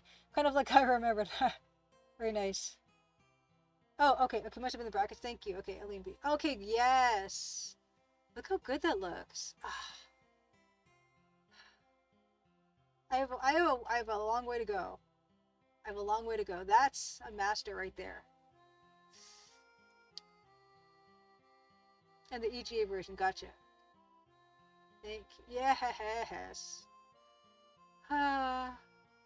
Look at that. Look at the dithering of the bright red and the dark green of that screenshot. And how it just becomes a nice neutral color. Gosh darn it. So good. So good. Yes, Moby Games from Moby Doo. They took your name, Moby. You get them. Okay, I do, yes. The table is definitely coming along. Now I gotta, the wood grain is being interfered with right now. Oh, I guess I just didn't complete the lines or something. Okay, well, that's fine. Let us put this stuff under everything again. Oh. What did I do with it? Oh my gosh. I just lost a layer I was moving. Where'd it go? You guys saw it? Oh, there it is. Okay. Okay, let's put it back down here and just like, let's just complete those lines.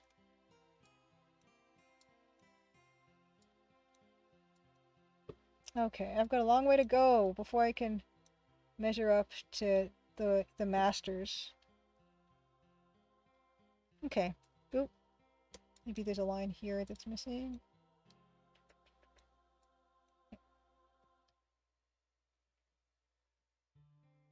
And what I like to also do is continue the the wood grain.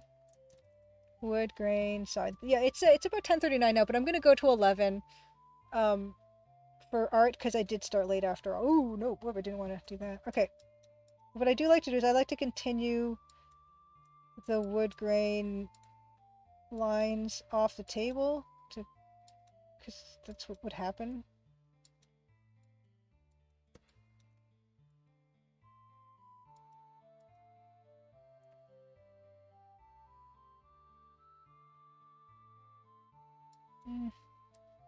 It's too obvious though. Let's try to change the wood grain to the brown. Actually, let's try that.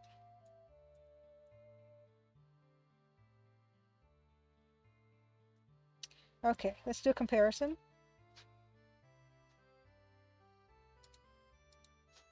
Ooh, it's subtle. It's subtle. Okay. Wood grain being I think the brown is better because it's lighter. Yes, I'm definitely going to be putting writing on that paper, Maximus. I just haven't addressed it, but definitely that's a thought. Yeah, the brown, I agree, Aline B. The brown is definitely doing it for me. I feel like the bag is going to need a different color shadow, though. The shadow for the bag would probably need to be the gray. Come to think of it.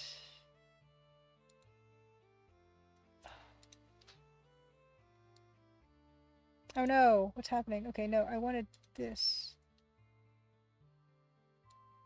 Why is that happening? Where's this? Wait. Oh, that's a completely different thing. Dither copy 20. Okay, okay, let me just get rid of that. This is a mess. This is what happens. Yeah, I think the bag would need a dark... Oh, but I did make a mess doing that. Oh, what's going on? Wait. Okay, this I messed up. Okay.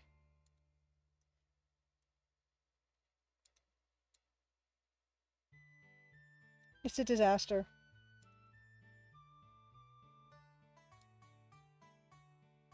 Okay, this is fine. See, now we've completely forgotten about the heart that we're working on. That's how this works. Okay. Yes, Judge Khan also like the brown. Maximus, another vote for brown. Brown is fine, what we do. Vote of confidence for brown. Simon K, 1176. Happy Crimson Tuesday. Yeah, and her freckles. That's the thing about this palette, as I was mentioning. Like the red the pink is so similar to the bright red that it's almost like you can't even see it, you know. But that's kind of fun because it makes it subtle.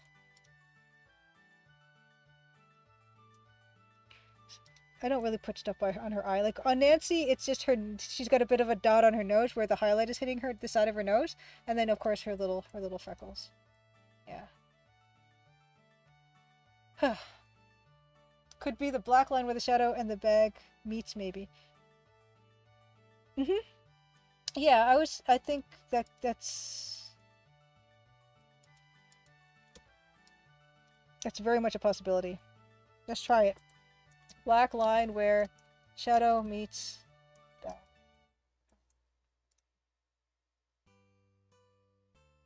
Because I do feel like it needs a bit more something.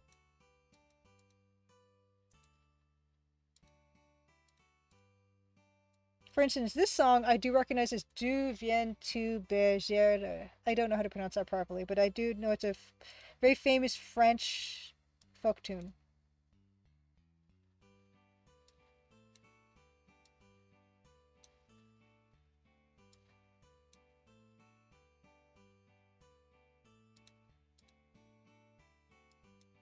Maybe not the whole bag.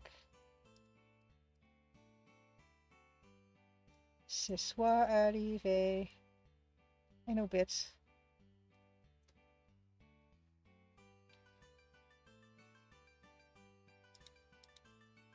Yeah, it does definitely needs a bit of something to help it out. Although I might break it up a bit, because it's kind of overpowering a little bit. But it doesn't mean that we can't, like, hand pick some of it away.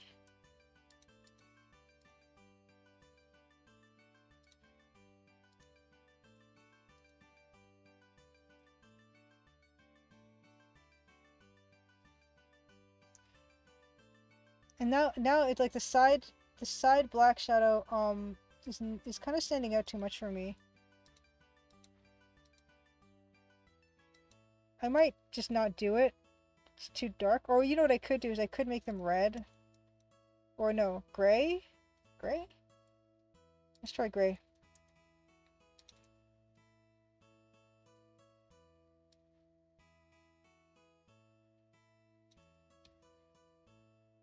That's fine.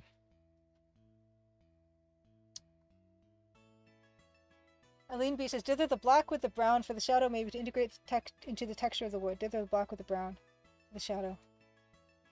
Black with the brown. Oh, you mean this? Do you mean the side grain or the bag shadow? Okay, okay, gotcha. Yeah, this is the brown on the side here was her purse. We haven't really gotten to that part. Bag shadow. Yeah, it's fine. I think yeah, the brown is fine. I think it's really I do like the colored shadows for these. I don't know if that's working or if I just like it. And I feel like this shadow for this one, we might need to make this shadow the brown, the gray, because it's really maybe at least some of it should be gray. You know? Yeah, some of this should be the gray. I feel like because it's really like it's too much blending. Yeah, maybe that.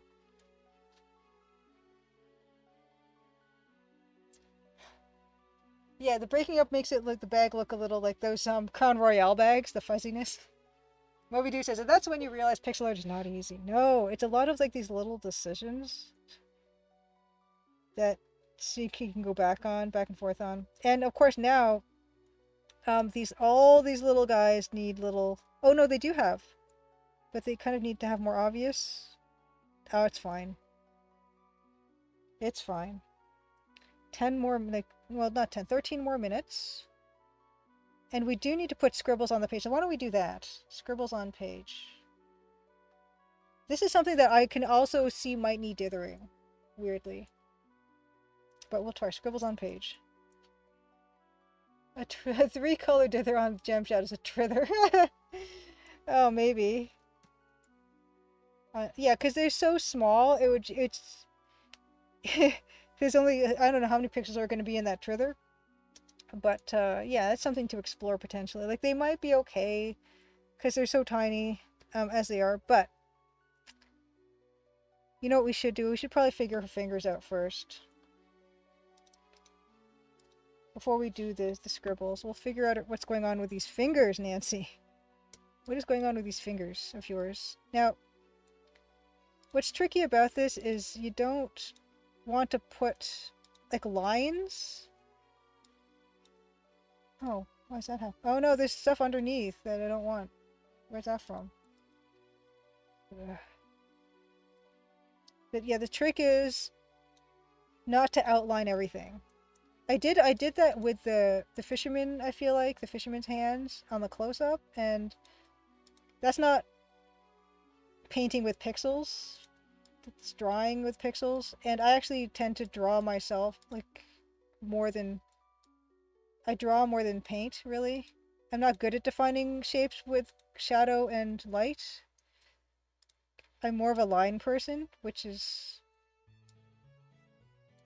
fine, but for this particular style, I need to be really mindful that I don't do that too much. Well, that's something that Doug Herring is really good at, in Colonel's Bequest, is just letting the color and shape create stuff. I'm not as good. It's not. Ugh. Dave, or happy Crimson Tuesday. Crimson Nights from the beach. Arabella asks, just out of curiosity, what's your estimate for how much of the game you've already completed in percentage terms? Let's see. There are 7 chapters, and I've basically finished 6 of the 7, so whatever that is. But then, hold on, let me do that math. Let me do the math. 6 divided by 7. Okay, that's 85%. Okay, I'm definitely not 85%, because I still need to test the whole thing afterwards when it's all done. I would say 75 of the whole thing, maybe 75% done.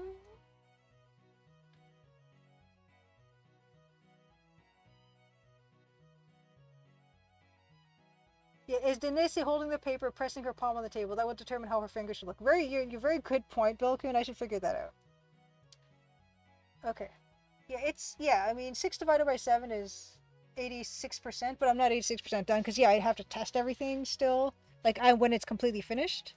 And there's a few other things I need to handle, so I will say conservatively 75% done of everything, I guess. Yeah, I'm making progress. It's good progress. It's slow progress. Actually have a pencil here. So I feel like she was writing, but then he's talking to her, so she's just got the pencil in her hand. Maybe she should be holding it.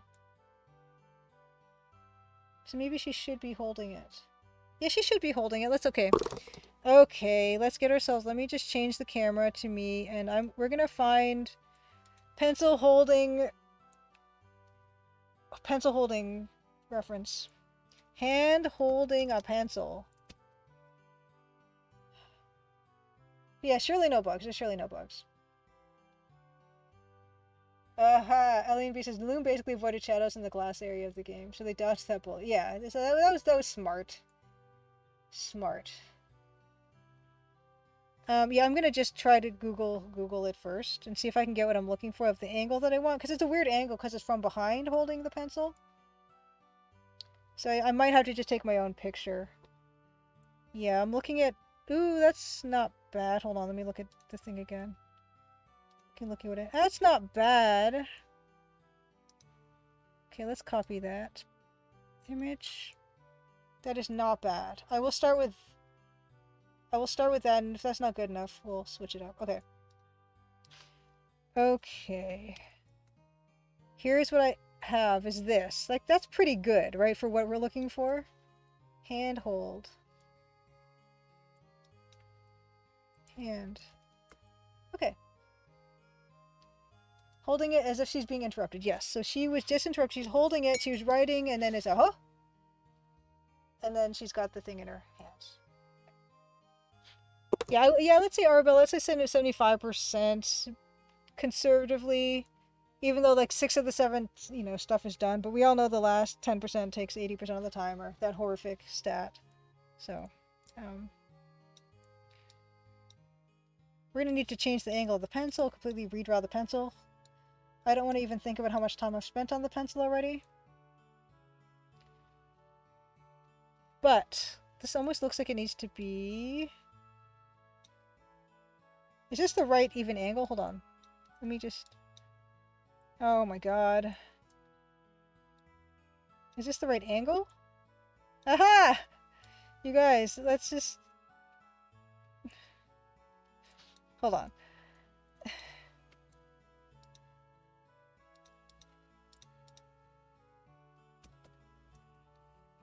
Oops. Done.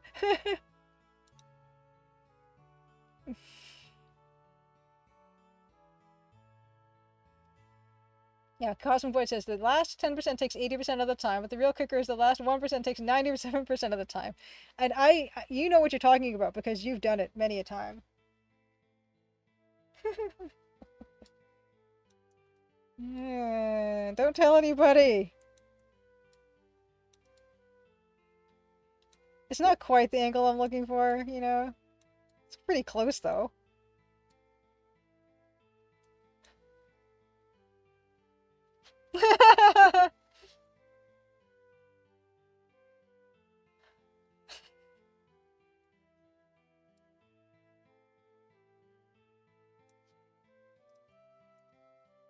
Do do do do do do do do do. Eh.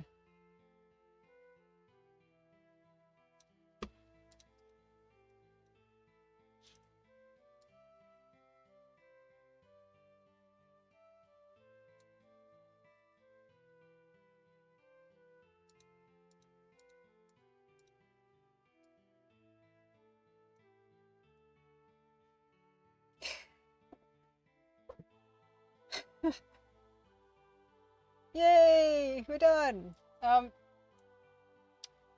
Oh, Goemon-sama has a quote from Wallace Wood. Never draw anything you can copy. Never copy anything you can trace. Never trace anything you can cut out and paste up. Yes, thank you. Yes, thank you. It's great. It's great. It's exactly what I want. There we go.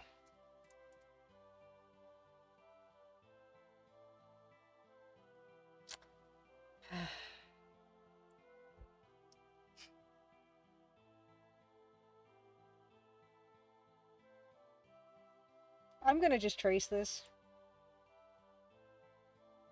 Either way, ahoy, Crimson Crew! May your pixels remain sharp and well-defined without fuzzy borders.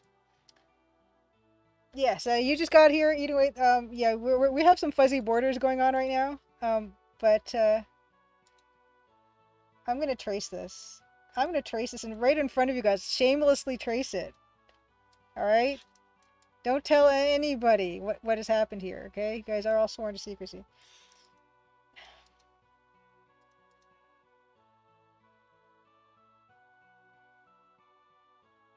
Oh, nice. Dave Voice had finished the three-body series, had a great time, but did not like the last book's protagonist. Ah, which I think I remember liking the second book the best.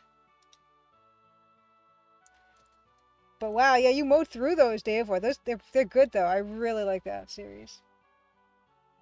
Aline B said the original Sierra artist must have traced references like this. Sometimes there's a two-point perspective in some scenes in Space Quest 3 and Colonel's Bequest where they surely couldn't have gotten it right just doing everything with the graphics tools they had. I don't know.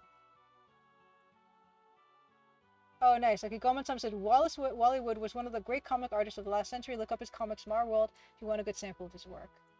Posting about it right now on Twitter. You're screen capping this? Oh, okay, yeah. Dave says the second book was dark but very gripping, yeah. Okay, I'm gonna trace this. Okay? Yeah. And including the pencil, I'm tracing this. I'm including the pencil.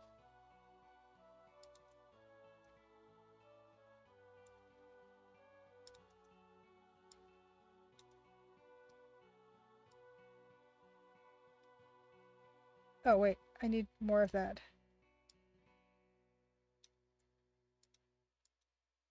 Okay. There's pencil. Aha, it's come to this. It's come to this, you guys. Oh my gosh, we have 2 more minutes. Oh, Dave also says probably your favorite second book.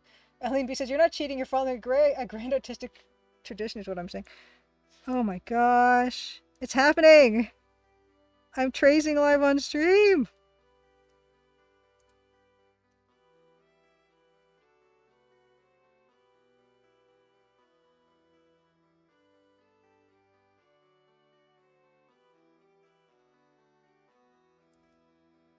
Avert your eyes.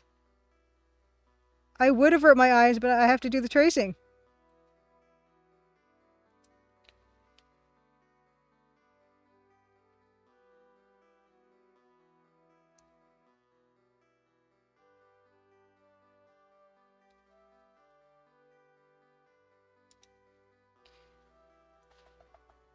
Somebody clip this as evidence.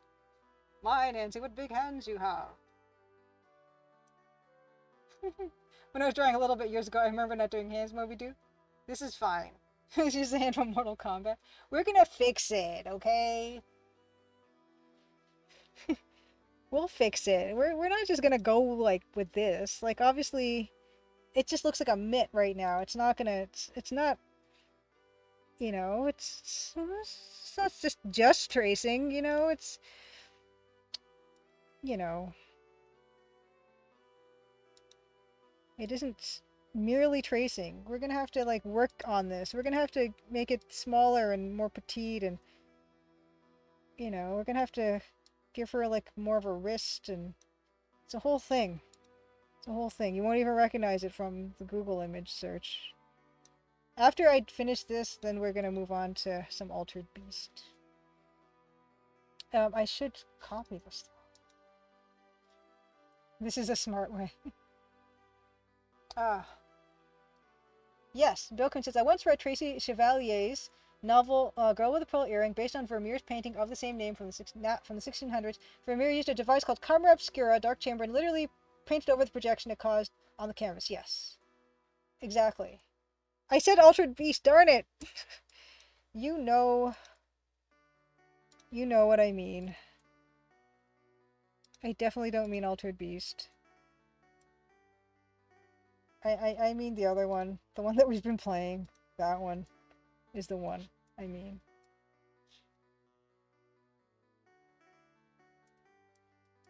Altered Destiny. Altered Destiny is what we want. Altered Destiny.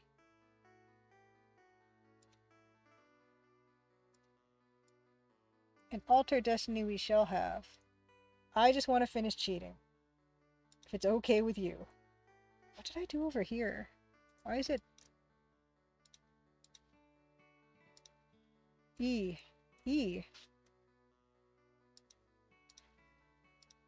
Fine, whatever. Okay. And this one also needs to be red.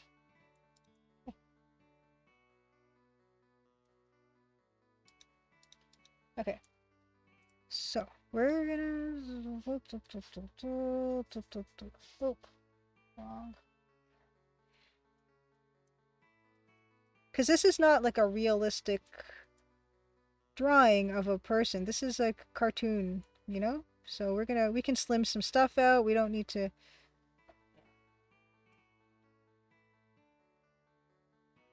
If you need a hand with this, let me know. Thank you. Aline B, you just know Vermeer would be going to town with tracing hand JPEGs if you were alive today. Yeah, Cosmic Voice said, my unpopular opinion, Altered Beast is not a bad game, but yeah, Julie won't be playing it. No puzzles in that game. Is it even EGA? Yeah, the hand looks all bloated right now. We're gonna have to, you know, add more dimension to it. Make it, you know, more like a Nancy hand, which we might actually have to leave for now. But we need to leave it at a point where it looks like I didn't trace it. That's the most important thing. Then I can just deny it. And then there'll be no evidence. It'll be the perfect crime.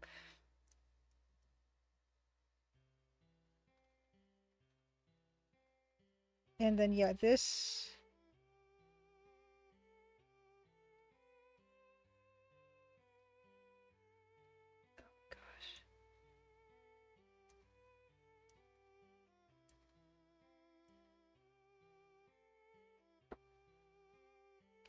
I'm going to... There we go.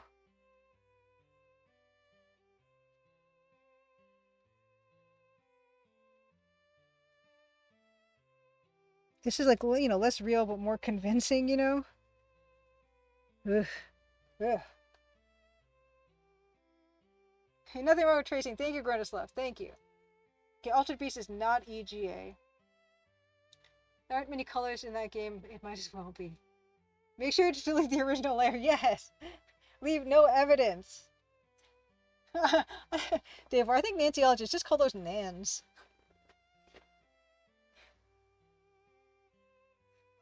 Tracing is handy.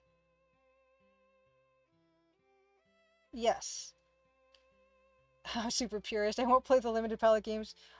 I will play limited palette games if they're EGA. If they're like 3 colors of EGA, then I will play them. Moby Dude, thank you so much for being here. Happy Crimson Good Tuesday. Yeah, I know with the time zone stuff, it can be tricky. But I appreciate you hanging out for as long as you could hang out. Have a good rest of your week. Pengo Race's Master System had 6-bit RGB, 64 colors, with 31 colors on screen. Or 31 colors? What do you do with all those colors? It's just... I don't even know where to begin with all those colors. Okay, yeah. Yeah, this hand needs... we'll need to fix this. Like, it's definitely... it's not just, you know, one and done type of a thing. You still need to work when you do this. You know?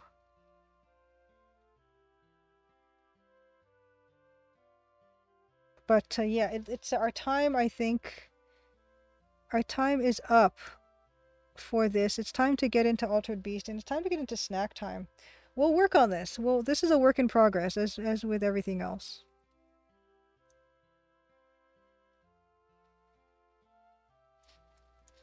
Yeah, but I know Grindelwald, you do rotoscoping, of course, like at the high resolutions that you work at. It's kind of necessary, you know?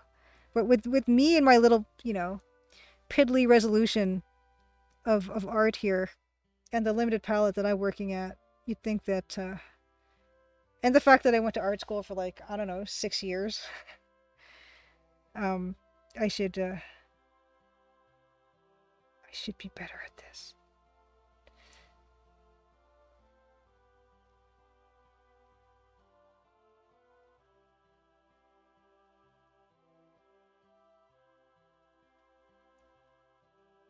Okay, we're getting there.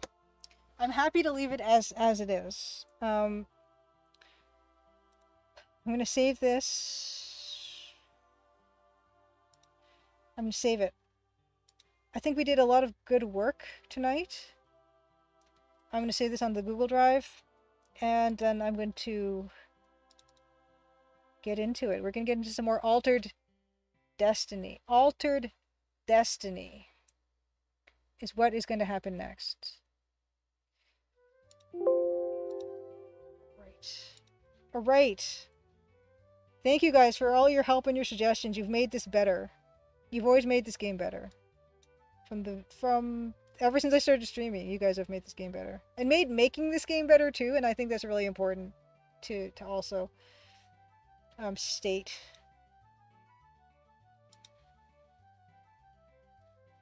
Oh, whoops. Okay. What I'm going to show you while I eat my snack is, why don't we all appreciate... Oh, you know what I should put up? I'll put up the Altered Destiny stuff. I was saying we should all just appreciate the most hardness scale. Yeah, we'll I will put up the Altered Destiny stuff. And I will put the Altered Destiny links up. Okay. Okay. You can rotoscope at any resolution, definitely, Grindelwald. I just feel like at my low resolution, I've got much more latitude to get away with stuff. Grindelwald says, art school only teaches you one thing, how to pay money to go to art school. I will respectively disagree with you on that, Grindelwald, because I had a very positive experience, many positive experiences in art school. What is the screen resolution for Rosewater? It's 1280 by 720, which is, yeah, it's like 4 times the resolution of Crimson Diamond. Did the Pope of art school teach that tracing was a sin? No, not at all. Arabelle asked, how old were you when you entered art school? I'm not telling. But yes, Altered Destiny is from 1990 by Accolade. You can buy it on GOG. You can buy it on Steam. You can play the EGA version with. I don't know about the Steam version, but I'm sure that there's similar versions, GOG and Steam. But you can run the setup file, and make it run in EGA. In Beta Human, I'm going to ask you about the ad-lib stuff, but I'm going to have my snack first because I need all the brain juice to figure this out. Yes, let's not forget. Yes, definitely not going to forget. Is there a most hardness puzzle in Crimson Diamond? I don't want to spoil anything, but you do field work. You do field work in the game. But yeah, here is this, and you can definitely buy this. Totally available. So you can buy this commercially available. You can get the EGA version, which I really appreciate. Yes. Just shortly, I will give my I will rebut Grindelwald's statement about art school really briefly, and then we're gonna have snack time. Yeah, Goleman assignments. I had assignments in art school where we not only had to trace it, but straight up superimpose found imagery on drawings. Yes, harder than talk. Yes, also Destiny. It's so far been harder than talk, because talk is like the softest. Um, art school. Art school was a really good experience for me because what it does is it gave us this amazing environment and motivation. Well, not motivation, but it gave us amazing environment and opportunities to really get get better and improve our art. And the thing is that people can forget is that it's there's such a physical part of it too. It's not just like an intellectual process of drawing. Like, it's a very physical thing, and part of that is training, your eye and your brain and your body to all work together to do this thing. And that takes time, like a lot of time. And what art school was it was a way to, like, kind of not really force you, but put you in this environment where we had 3 hour life drawing class a week. And then on, I think it was Tuesdays and Thursdays, there was three free, you could go to them, free 3 hour art life drawing sessions. So I was doing 9 hours of life drawing for 3 years, for during the school years. And that's a lot of time. And, like, really, I mean, yeah, I'm tracing a hand now, but it's the type of experience in that has helped me so much through my own game, and, like, even animating and stuff. Like, I'm not an animator, but having all that life drawing experience also helps you think about twisting and turning and weight distribution and all that stuff. So that was super helpful to me, for that. Painting as well, like, you get exposed to different kinds of painting techniques. We learned how to do different drawing techniques about how to break down, as a scene, an environment. Like, those techniques we got to learn, and we got to be hands on with them and get immediate feedback. We also were in a class with all these peers, which was also a super important part of art school, where you're learning from each other and, taking suggestions and criticism from each other. There's also the aspect of receiving criticism, like learning how to give and take constructive criticism, not just from the teacher, but from your peers. There was, like, material study, media study. Like, we had to use all kinds of different paints that I might not have ever used. Like, we got the opportunity to use, like, oil, water-based oil, watercolor, acrylic, gouache. We did, we drew with Conte, we drew with everything, and it just, having all that in one place and learning all that stuff, and getting to spend the time to really focus in on doing those things. Now, that's not to say you can't have that similar experience outside of art school. For sure, you can have, you can pick and choose certain experiences or have all those experiences outside of art school. But art school is the perfect environment to do all that stuff in a very efficient manner, where everything is kind of there for you, and you don't have to seek it out. So for me, it was fantastic. We also learned graphic design, which I still use to this day, like how to design posters and how to design your own business cards and how to design your own postcards. All that stuff we also learned. How to set type, very basic, how to set type and everything, the principles of design. Of course, you could read a book and do that, right? I mean, there's nothing to say that you can't, but if you were in a class and you learned that and you got to apply what you learned week to week and get that feedback, that's also super, super helpful. We also learned how to run our own businesses. We learned how to read contracts. We learned how to make our own contracts. We learned what good terms were, what not so good terms were. We learned how to do invoicing. We learned how to do, how to promote ourselves. We learned how, to set up, I guess, like e-stores for ourselves and things like that, how to make our own portfolio websites. Everything, it wasn't just about the art aspect. It was also how to run your own business. And that's really helped me immensely after school, like in being a freelance person, first for illustration, but also when I do freelance work for pixel art and working with other people, having that background of being able to, like, learn, knowing, and the comfort level of being able to invoice and all that stuff, and experience with quoting. I'm never going to have a comfort level with quoting for projects, but having that experience of quoting for projects, all that stuff, like learning all the things that have to be considered for those things, also super helpful. And yeah, and like that networking you get with all your classmates. Like, Elia is one of my classmates, and we're friends to this day. And I worked on his game Strange Dungeon with him, and maybe there's potential for working with him in the future on other projects. That's also super valuable.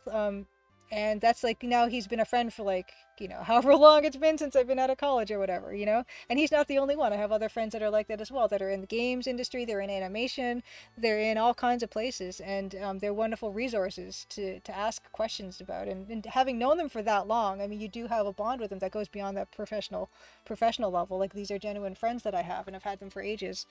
And that's also something that is, you can do. Like, there's nothing saying you can't do that, not in art school, but art school is that perfect environment to make those connections. So that is my short slash not so short set of reasons about why, for me, it was really good. And I know um, it's not the, like, not everyone's going to have the same experience I had, of course. And it's not for everybody. Like, absolutely, you can totally be an amazing and successful artist of any kind without the art school. Some people don't need it, and for me, I did need it, and it was super beneficial to me. But definitely not necessary if, yeah, if it's expensive where you are, or all these things. Like, there are definitely barriers, right? And now more than ever, there are ways to get, similar experiences or parts of that experience elsewhere. So nice. Oh, therefore I found local place that does life drawing near you. It's precisely when I stream. Oh no, yeah, I need to get back into life drawing. It's like, it's one of those things that it's like you have to keep doing it, right? Because I've lost a lot of that because I didn't really keep it up. Okay, I'm gonna mute myself. I'm gonna have snack time, and then we're gonna get into Altered Destiny. Yes, and I'm all prepped because I have my little sheet of nouns and stuff. So I'm gonna keep updating this. It's kind of like the Loom drafts, but it's good practice, especially with the text parser. Okay, I'm gonna mute myself. It's snack time.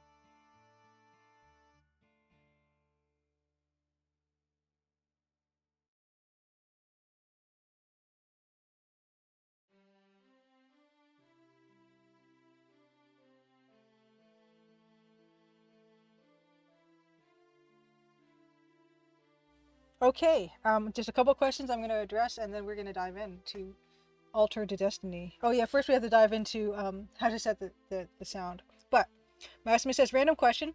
I was playing Monkey Island 1 last night and noticed the sound effect for pouring grog over the prison lock is almost identical to the water splash sound in TCD. Intentional or coincidental? The water splash sound, you mean, Maximus, is it, you mean the one where you turn on the faucet and you hear the water running, or which particular sound do you mean? Because all the sounds that you hear in Crimson Diamond I made myself. So if it's, I think, if, yeah, I mean, yeah, I can't think of anything. I mean, I was gonna ask for specifics because I don't think I used anything that was stock. It was all stuff that I kind of made in Beatbox. But yeah, it would be coincidental, I imagine. Unless like you name a certain sound, I'm like, oh yeah, that particular sound was one that I'd used. And Aline B says, thank you so much for that comprehensive breakdown of what art school did for you. I'm considering starting art school next year, and that's really useful for me to hear.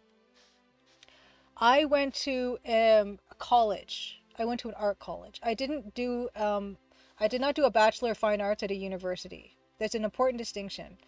Um, Art college, and it's the program as I experienced it doesn't even exist anymore. It's now a 4-year bachelor's program. Oh, when you turn on the faucet, okay. Oh, okay, okay. Let's see. I'm gonna quickly listen to this sound. Is it timestamped? Okay, it's timestamped. Okay. Oh no, there's ad. Hold on, let me turn it down. Ad. Play. I wanted to play the ad so I can move on with my life. Okay.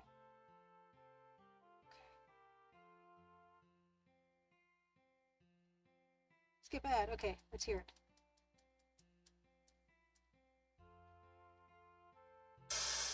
Oh, okay, yes. Okay, yes, I did make that sound. I did, yeah. So it's a total coincidence that those two sound the same. I guess it's just a matter of the limitation of whatever beatboxy thing I was using. It's actually called beatbox. So whatever crunchy, what I could make as most sound like as water as possible is what I did.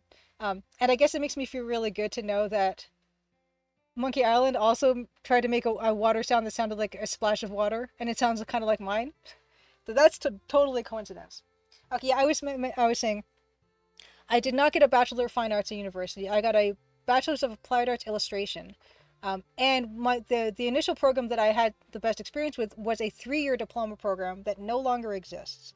And art was approached like a trade where we talked about theory, but a lot of it was like mostly application, right? Where we're learning the techniques of work, and also a lot of the assignments we had were like, you know, fake jobs that we do, like, oh, here, here's a magazine cover, so here are the specifications for the magazine cover you need to do, and the topic is this, and you got to read this article, and then you got to do a magazine cover that gives a visual concept of this issue, and it has to be 12 inches tall by 7.5 inches wide. It has to have a bleed of 1/8 of an inch all the way around, and all this stuff.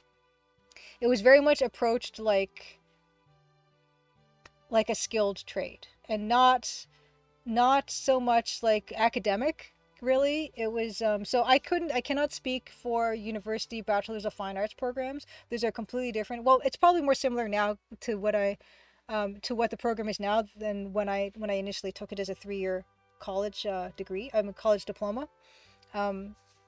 So that is an important thing to remember, is I don't know anything about bachelor of fine arts programs. I think they teach different stuff. But for instance, in my 3-year diploma program, it was like we didn't have any art history or art criticism or any of that kind of stuff. We didn't have to like write like a mission statement for ourselves or anything like that. Like that's I think more in like the fine art aspect of it. But when the program went from a 3-year diploma program to a 4-year degree program, I went back and I took extra courses, and then that's when the art history comes in, and that's when all that other stuff comes in, which is super valuable too for background. But it was like for a practically minded focused curriculum that was not part of it initially. Okay. Yeah, so you know what it says. Yeah, it's great to hear you had such a positive experience with your art school. My university had too many instructors who had been stuck in academia for their careers, so they didn't have much real-world experience in computer programming. Which actually, that's another aspect that I didn't even address. Is all our professors, all our teachers were working professionals. Like they were doing the magazine. They were doing magazine illustrations. They were doing advertising campaigns. They were actually working illustrators at the same time as they were teaching us. And that was very, very, very important too, because they were not like just academia people. They were very much in tune with what was going on at that time. Um, and that was, of course, that's another aspect that I didn't even mention about what made art school positive for me. Is, yeah, we had these working professionals that came, that were our teachers, and then they also brought in other working professionals to come speak to us and, um, give us feedback on a project that they would assign and stuff like that. So that kind of stuff is incredible. Like, it's going to be hard to to get that kind of experience without the art school aspect of it. Not impossible though. Like, some artists will take on, um, mentees, I suppose, but I don't think it's not the same thing as like a college paying this person to come in and teach like 20 people or something. So that's another thing for sure. The teachers were a really big positive influence on us.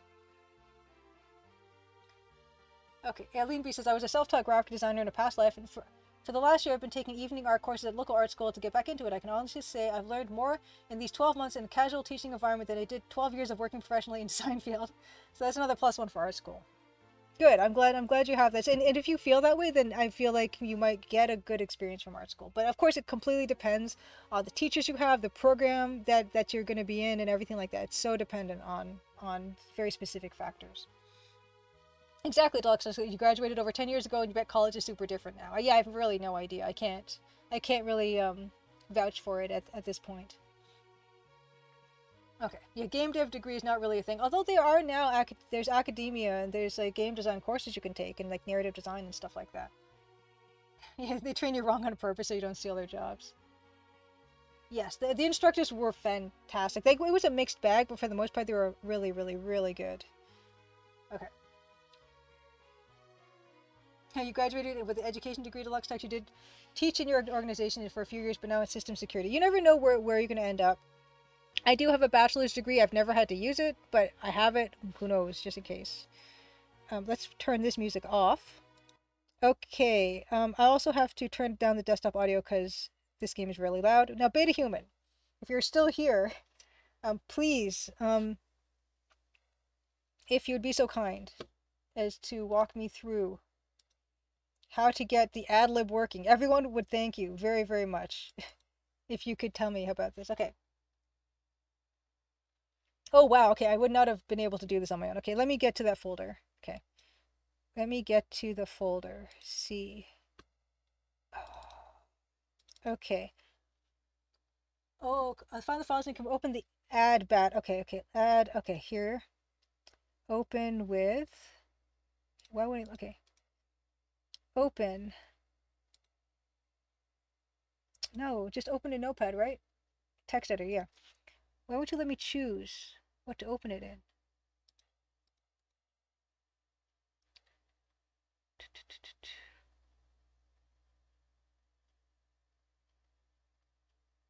Hmm. Edit. It says exe ega mouse PC. That's all it has. It has 4 words: exe, ega, mouse, and PC. But I've never had to use it of my bachelor's of applied arts. You make it sound like a firearm. I did. One of the reasons I wanted to get it was I wanted to teach English in Japan with the JET program, but for whatever reason they wouldn't accept it. I'm sure that's different now because it was a brand new degree at the time. Yeah, that's all it contains, Beta Human. Okay, change the last one to ad lib. Okay. This is like magic. Okay, ad lib. Okay. Is that it? Is that it? That's incredible if that's it. Okay, hold on. Okay, I'm still got it open.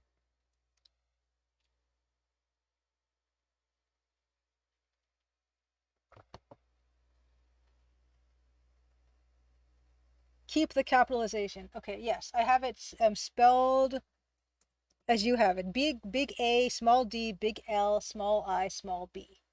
Okay.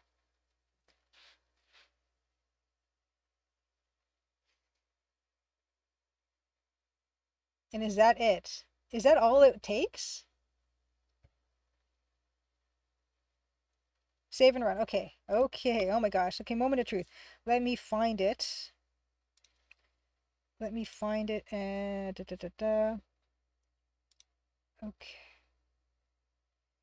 Wow.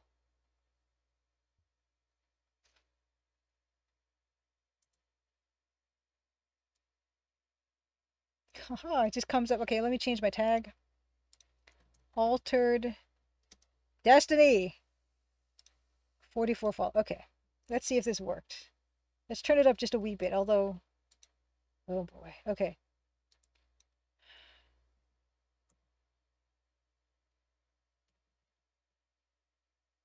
Oh no. Oh no, there's no sound yet. Oh. Okay, that is better.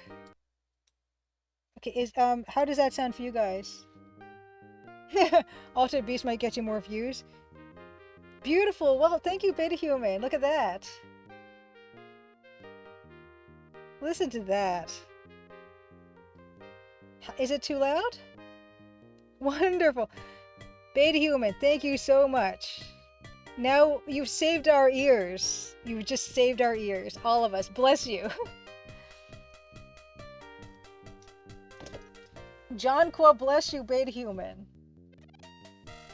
You also know how to use arrays. Wow. Yeah, you're the wise one here. I don't know how to use an array. Okay, great. We're not going to play the intro again. Listen to that. It sounds like music. Okay, we're gonna load the game.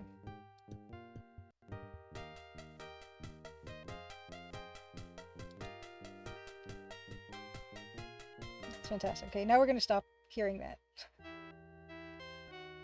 We still have music. Okay, so I just gotten up from the nap that gave me 4 points. It can't be bad for us because it gave us 4 points. Okay. Great. On the brink of a cliff, the small flue box and its mate settle in for a snooze, adding to the local Zutterby population, strung between... Yes, we know about the hammock. Did I try to examine the hammock after I've used it?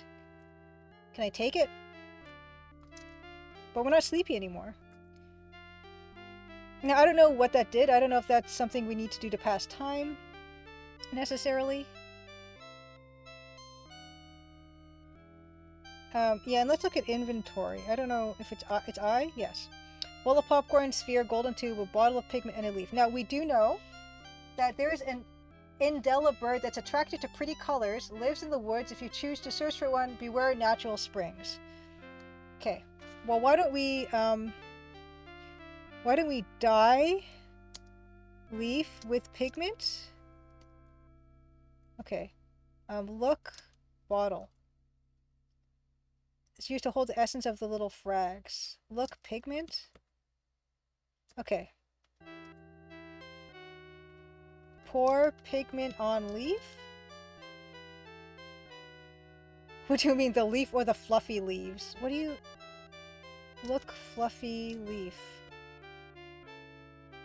These leaves are from the thin trees. No, I want on the leaf I have.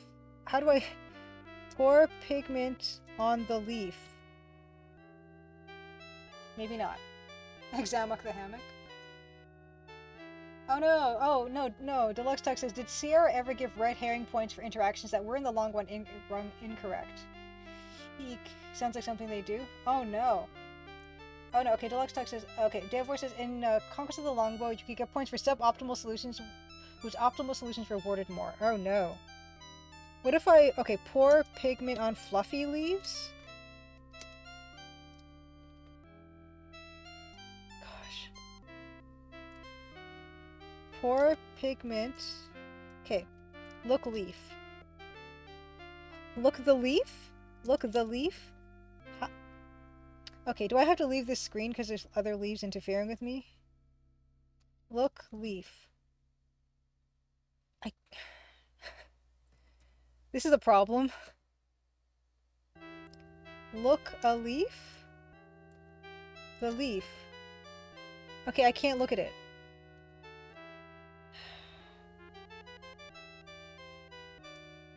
Pour pigment on popcorn.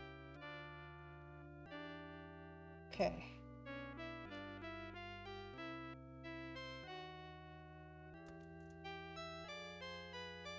What if I, because this looks like it's for something, you know?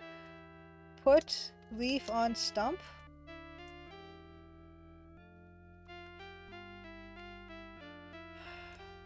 Look trees. This is cut for a reason, am I right? Yes, the leaf nest needs to go die. This... Look. I can't look at my leaf, and it's frustrating me. Because we need to do something about this Indela bird. But maybe we haven't visited all the screens yet.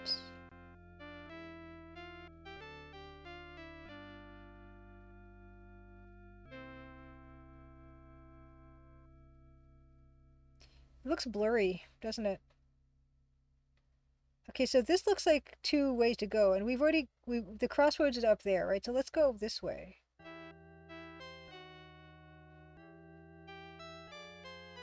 Oh. Why would they give me... Look how tiny. Okay, well... Okay, so this is... Oh, shoot. Come back. No, come back. I can't interrupt this. No, little guy. Come back. No. Gosh. Okay, that's a problem. I think I remember some kind of a comment that Scorpia from Computer Gamer World said the pathing in this is kind of silly. Okay. Don't... No! Oh my gosh. Why? Don't do this. Don't. Okay, I gotta be very careful.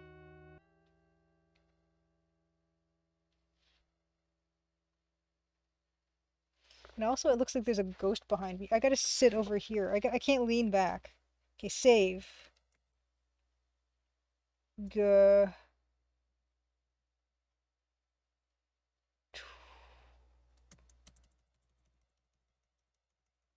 I don't know. This looks like metal. Metal slanty. Look. Hey, Bray Heiser. Good to see you. Happy Crimson Good Tuesday. Hi, Bray says, ooh, Altered Destiny, the game I really, really wanted to like more than I did. You play this? Oh my gosh, not many people seem to have played this. We're playing The Longest Journey. Hi, Bray Heiser. Are you streaming? Are you streaming? And if so, what have you been streaming? You're standing by a cliff face, traced with colorful rock. A small recessed plate shaped in a diamond is mounted in the ground. Look plate. Oh my gosh, you guys, look, it's like the shapes that we got in our tube. Looks like a plate recessed into the ground. Oh, what? Ooh, look, snake. Look, is that a snake? Look. Okay, it's obviously it's not a snake because this is an alien planet. Look, creature. Okay, Turzel. Okay, we got a new animal. I will write it down. Turzel. Okay, no, that's the wrong color. Okay. Oh, Hybrid has you played this in your 486 days? Then again, like a year before CGG started, but with a walkthrough so I could finish it. Ah. Did you mean the snake or the fluffy snake? Thank you, Pingo Ray. I'm doing well, Hybrid Hazard. Yeah, I'm finished. I'm basically finished up to chapter 6. Chapters 1 through 6 are finished, except I need to polish and test chapter 6, and also I'm going through my tester feedback right now, and then it's on to chapter 7. So there's still plenty to go. We've kind of conservatively estimated I'm 75% finished. But yes, Nicholas Patton has redeemed Show a Fun something. So let's just do that. And yeah, Hyper has. I'm happy to give you a shout out if you're streaming stuff. Let me know. Let me know. Yes, we are going to take a quick break though, because Nicholas Patton did redeem. Nicholas Patton, do you want magazine or do you want VHS?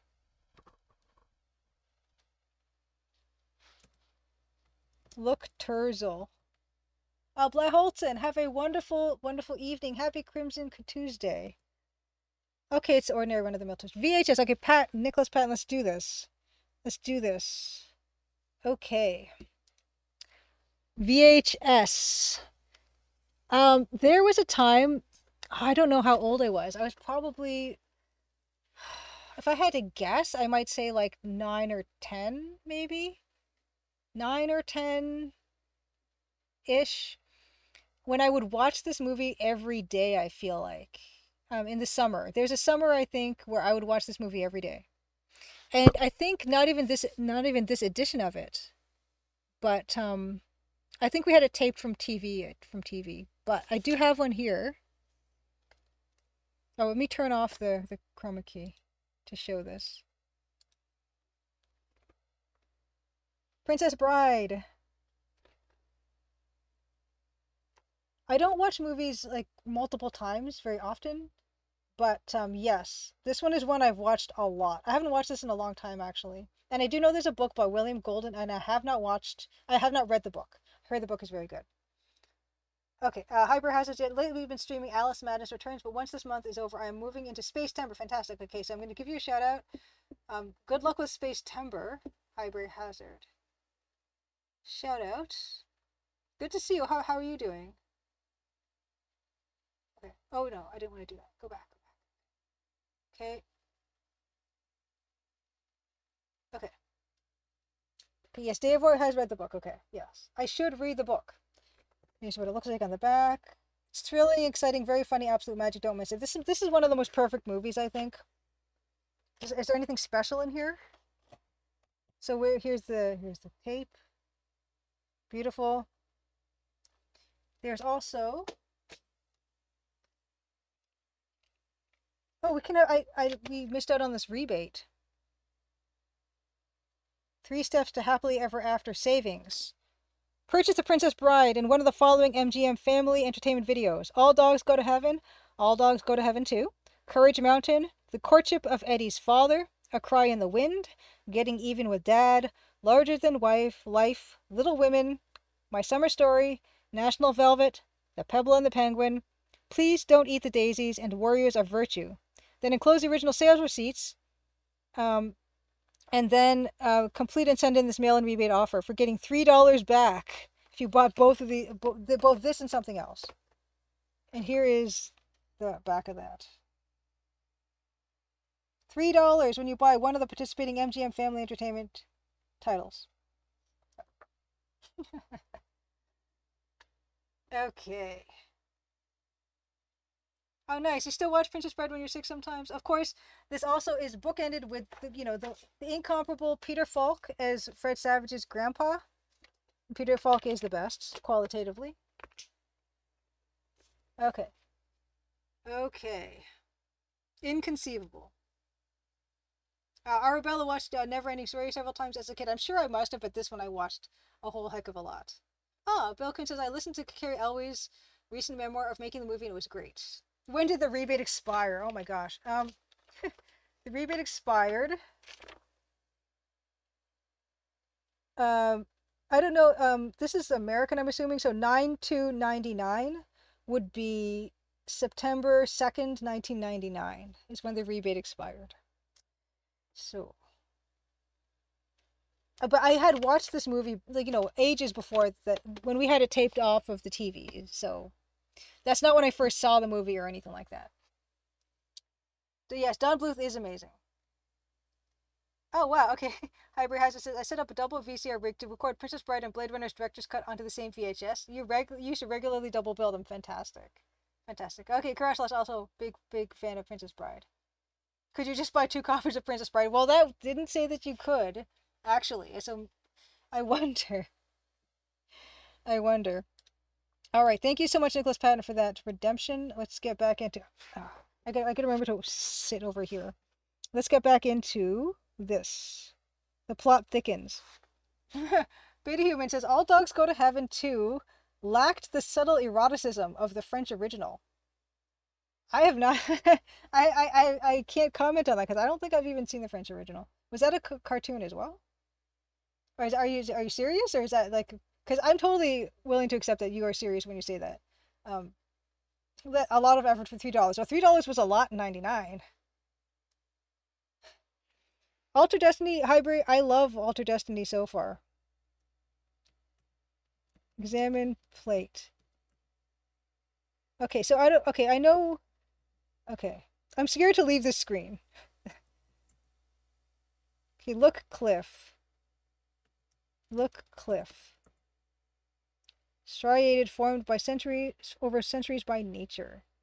The art is amazing. So far, I've done kind of surprisingly okay, but I expect that to change at any moment. Look, rock? A rock is a rock is a rock. What if I step on this plate? No. Okay, so can I blow tube at plate? The sentence made no sense to me. Did you see what it said? That sentence made no sense to me. It made no sense to me either, but that's the kind of game this is. Pour pigment on plate.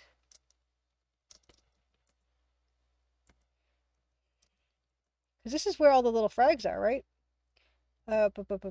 Okay, look, tube. Okay, this is carrying all those different shapes, right? Look in tube. Yeah, this is... Okay, okay. Put square frag in plate. What? Oh, what happened? Oh, it just froze. I broke it. Okay, okay, Beta Human, I'm not being serious. I'm paraphrasing a joke from Arrested Development. Got it. Yes. Okay, yeah. Hyber, you vouch for the art as well? Oh, Pengo Ray. Startide Rising, you picked up for an audiobook. It's quite a trip. I'm so happy. You're experiencing Startide Rising. It's bananas, but it's totally played seriously, and it's amazing. I really like that. I really like that book. I need to read the other ones. I froze it. I gotta restart, you guys. Sorry. I froze it. Let's try that again.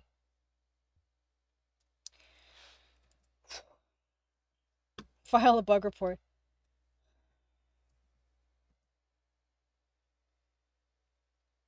Yeah, there's 3 books in the series Penguin of the Uplift series by David Brin. Yes, okay, we know this. Let me try that again to see if it breaks again. Because I feel like I did a clever thing. But maybe you got to do them in a certain order? Metal slanty. Penguin, the problem is every time I pick it up again, Startide Rising, I've forgotten what's going on and have no idea what species anyone is. That's a great sentence.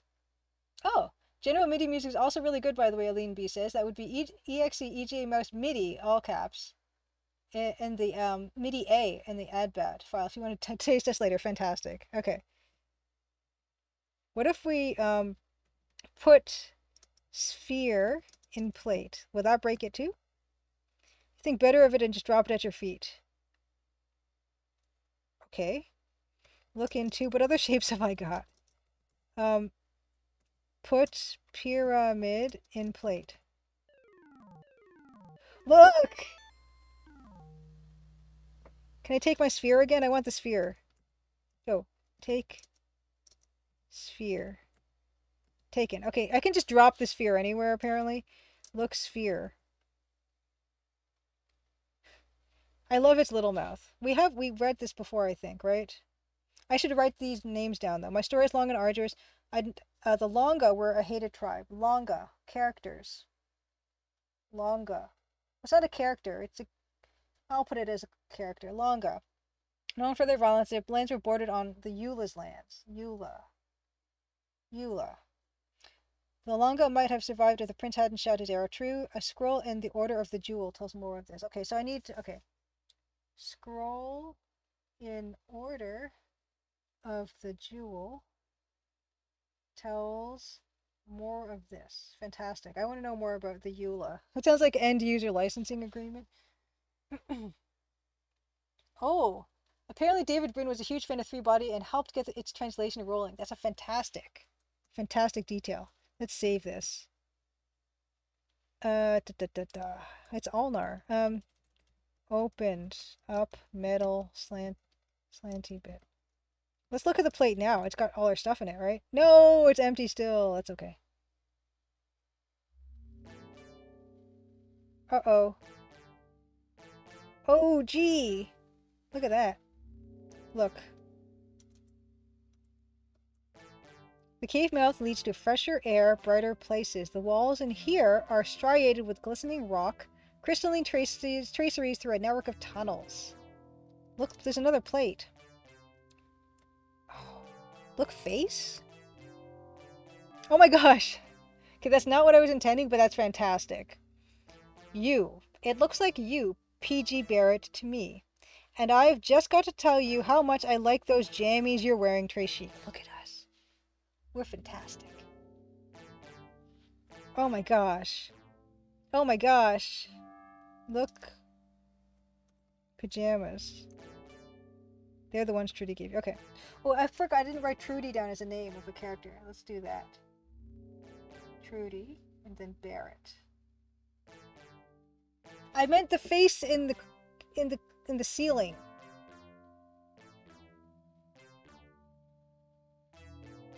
And they do look soft. Talk to face. Look creature? That's been helpful so far.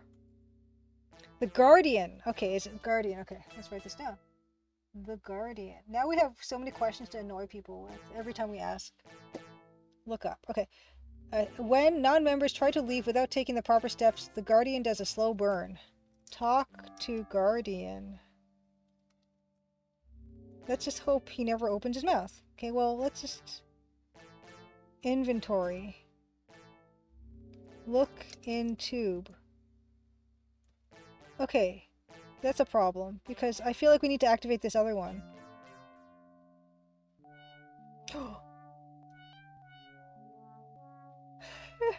I was not expecting that. I don't know what I was expecting, but I was not expecting that. The Deluxe Tux, have a wonderful night. Happy Crimson Tuesday, and have a good rest of your week. Yeah, I don't think this is not a right-clicky game, no. Before you is Lantra. Let's write this down.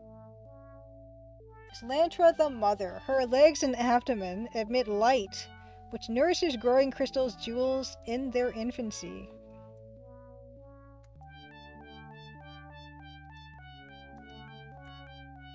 I'm glad to see one so energetic and young in the Order. I nurture crystals, which is a time-consuming task.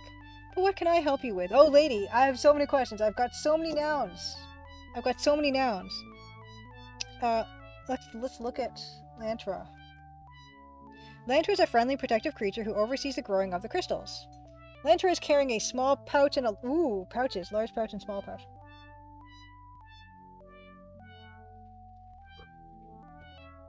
Cool.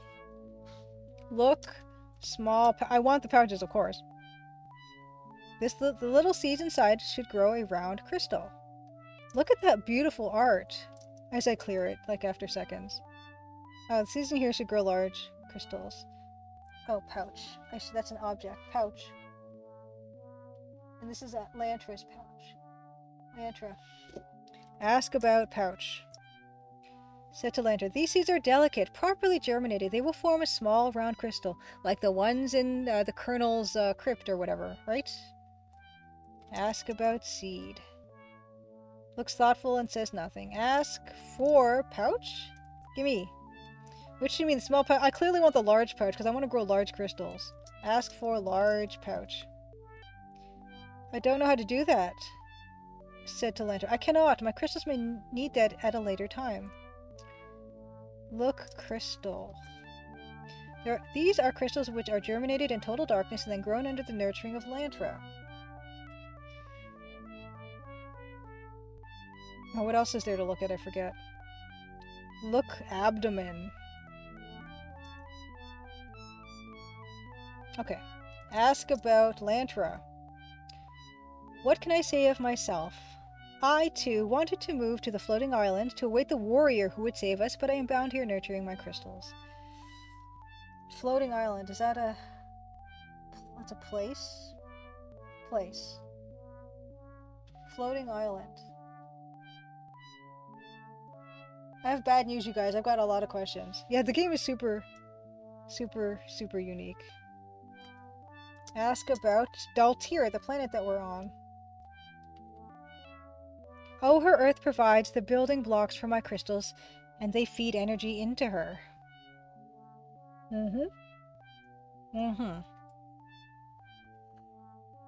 Let's ask about us. Ask about Barrett. Okay, ask about PJ. No. Ask about Trudy. Do you know Trudy? My girlfriend? No. Ask about Alnar, the metal shaper. Ask about Tentro, the Tic Tac Man. Nope. Ask about Vinda. I don't remember. Oh, Vinda's the soothsayer. Ask about Jonqua, who is the big giant face that sent us here. Poor Jonqua is broken-hearted about his brother. That's why he sent for you, mighty warrior. He no longer resides with us here in the Order. Is the Order a thing I can ask about? Let's ask Order. Ask about Order. No. Ask about Helmar, who is the evil guy.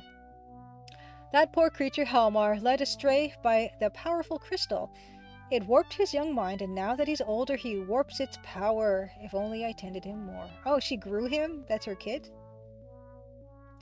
Davor, have a wonderful rest of your night. Have a good sleep. Happy Crimson Tuesday.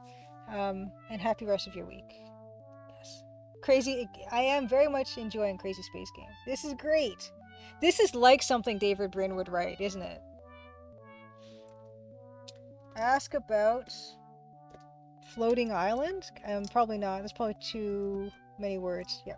Ask about Turzel. Ask about Zutterby. Ask about Wheelies. Ask about Floaters. Ask about Jewel. Our order tends the jewels and crystals from which they grow. The Jewel of Light was a terrible mutation. Excuse me. Ask about Quirrels. Ask her about squirrels. Okay, now I'm not going to ask her about the things. Ask about Indela. Never heard of it. Ask about Scroll? Scroll. Ask about Frag. Ask about Tube. Ask about Popcorn. Ask about Axe. Ask about Divination. Oh. No. No. Ask about Pomenta. Ask about Cave? No. No, stop. No, why are you doing that? No. Ask about Guardian? I'm not gonna ask everything. She's never left this place, so she wouldn't know about Somnas or Howlers or Flubox. I think that's all I want to know. Should I just try to take some stuff from her? Let's take large pouch. Ooh, where's the large pouch? Let me at it.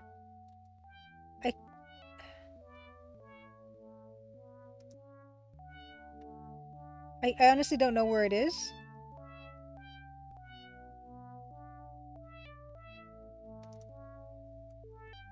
Can I take a crystal at least? You can't take a bunch of crystals. Where's the pouch that she's been talking about? Oh, fine. I give up. The dithering here is nice. Like this, the gray and the blue. Look at that. It kind of gives a dull color. Very nice. I don't know what else to do with you, lady. Okay, whatever. This was interesting. Oh, Beta Human says, the generic MIDI for this game sounds good, almost too good. Ooh. You guys want I should try?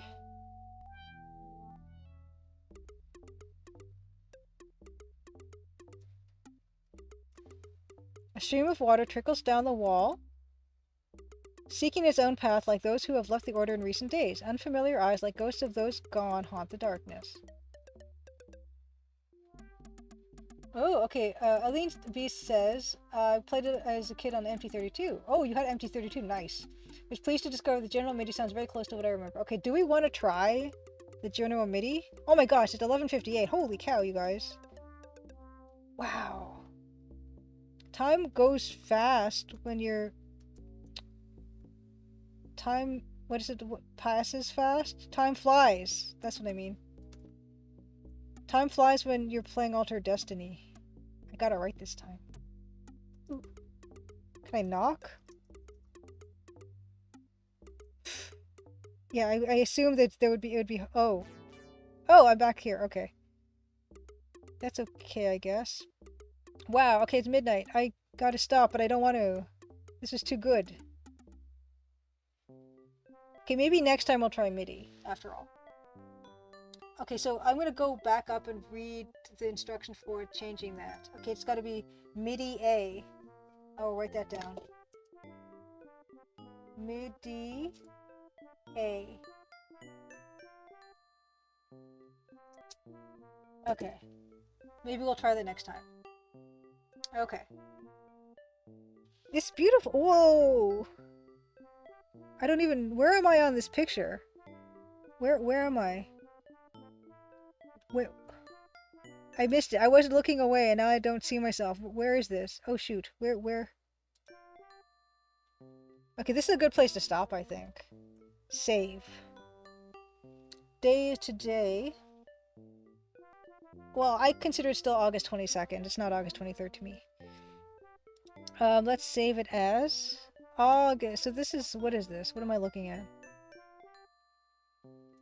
Hold on. I need to cancel because I need to take a look at what I'm looking at. Because I need to call this name this something. Why can't I cancel? Okay. How would you describe this? Oh, these are scrolls. Okay, I'm gonna call this scroll. Scroll room. Yeah, this definitely looks like a first person thing. It's great though. Okay. Okay, save. August 22nd. Oh shoot. No, that wasn't it. Okay. Okay. August 22nd. Scroll room first person. Whatever. Great! I've yet to be stuck in this game. That's really cool. Yeah, I think we're gonna call it. We're gonna look for someone to raid. But this was great. Thank you guys for being here. Yeah, the late start means we go a little later, but that's totally fine. Thank you for being here. Thank you for your suggestions for the art that we're working on. I'm glad you're enjoying Alter Destiny as much as I am. This is cool. As always. Thank you for being here. Kalash Aline B, Beta Human, Mousemas. Yeah, Beta Human, thank you so much for figuring out the music thing. I will try the MIDI and I will report back. Pengo Ray, Cosmic Void, Edenwaith, Arabello, Highberry, Deluxe Tux, and everyone, Dave War, Bilku, everyone. You guys are awesome. Awesome. Yeah, Aline B, yeah, good luck with the art school stuff, and I hope if you do decide to go, that it's a positive experience for you, because that's how I felt with mine. I'm super glad that I did go, and I wouldn't be where I am today if I hadn't. So, may it bring you many good experiences and friendships, and you learn a lot. Yay, you third that. Kakalakola, thank you. Happy Crimson Tuesday. We're gonna look for someone to raid, though it's gonna be hard. It's probably gonna be Robot Spacer. I'm not trying to like spoil anything. I always do my thing where I look for someone playing the Crimson Diamond first. And it hasn't happened, but maybe one day. And if I don't find anyone playing Crimson Diamond, then we're probably gonna raid Robot Spacer. It's really hard not to, and especially hard not to this time round if he's indeed playing Murder Club. An EGA it's not text parser. An EGA mystery game made by a Japanese female game designer. It's really hard to resist that. We're probably not going to, but I will look. I will do my due diligence and look for my own game first. But I'm not going to look for Colonel's Bequest. Actually, fine, I'll look for Colonel's Bequest. That didn't last very long. The Colonel's Bequest. No one is playing Colonel's Bequest right now. And Robot Spacer is playing Murder Club. I can't not, because I want to watch it. I actually caught up on the VOD the other night. Actually, just today when I was working, maybe. I caught up fully on that VOD. So. Galera Dragon, great to see you. Happy Crimson Tuesday. Vilkun, good to see you as well, of course. Not seeing much either. Okay, fantastic. Thank you guys so much for everything. I always do this, but yeah, also thank you to my Patreon patrons. I know it's hard going right now, and I really appreciate your support. Thank you, One-Eyed Freakbot, for the raid as well. Thank you for the redemptions and all that stuff. We will see you next week. Maybe we'll have a Dan. If we don't have a Dan, more of Altered Destiny, more pixel art. If we have Dan, we'll be looking at some Crimson Diamond tracks and getting them ready to add to the game, which should be fun. But yeah, we will see. We will do something. And I don't think I have soccer on Tuesday next week. I don't know. I have to check. Actually, I've got my phone right here. I can tell you.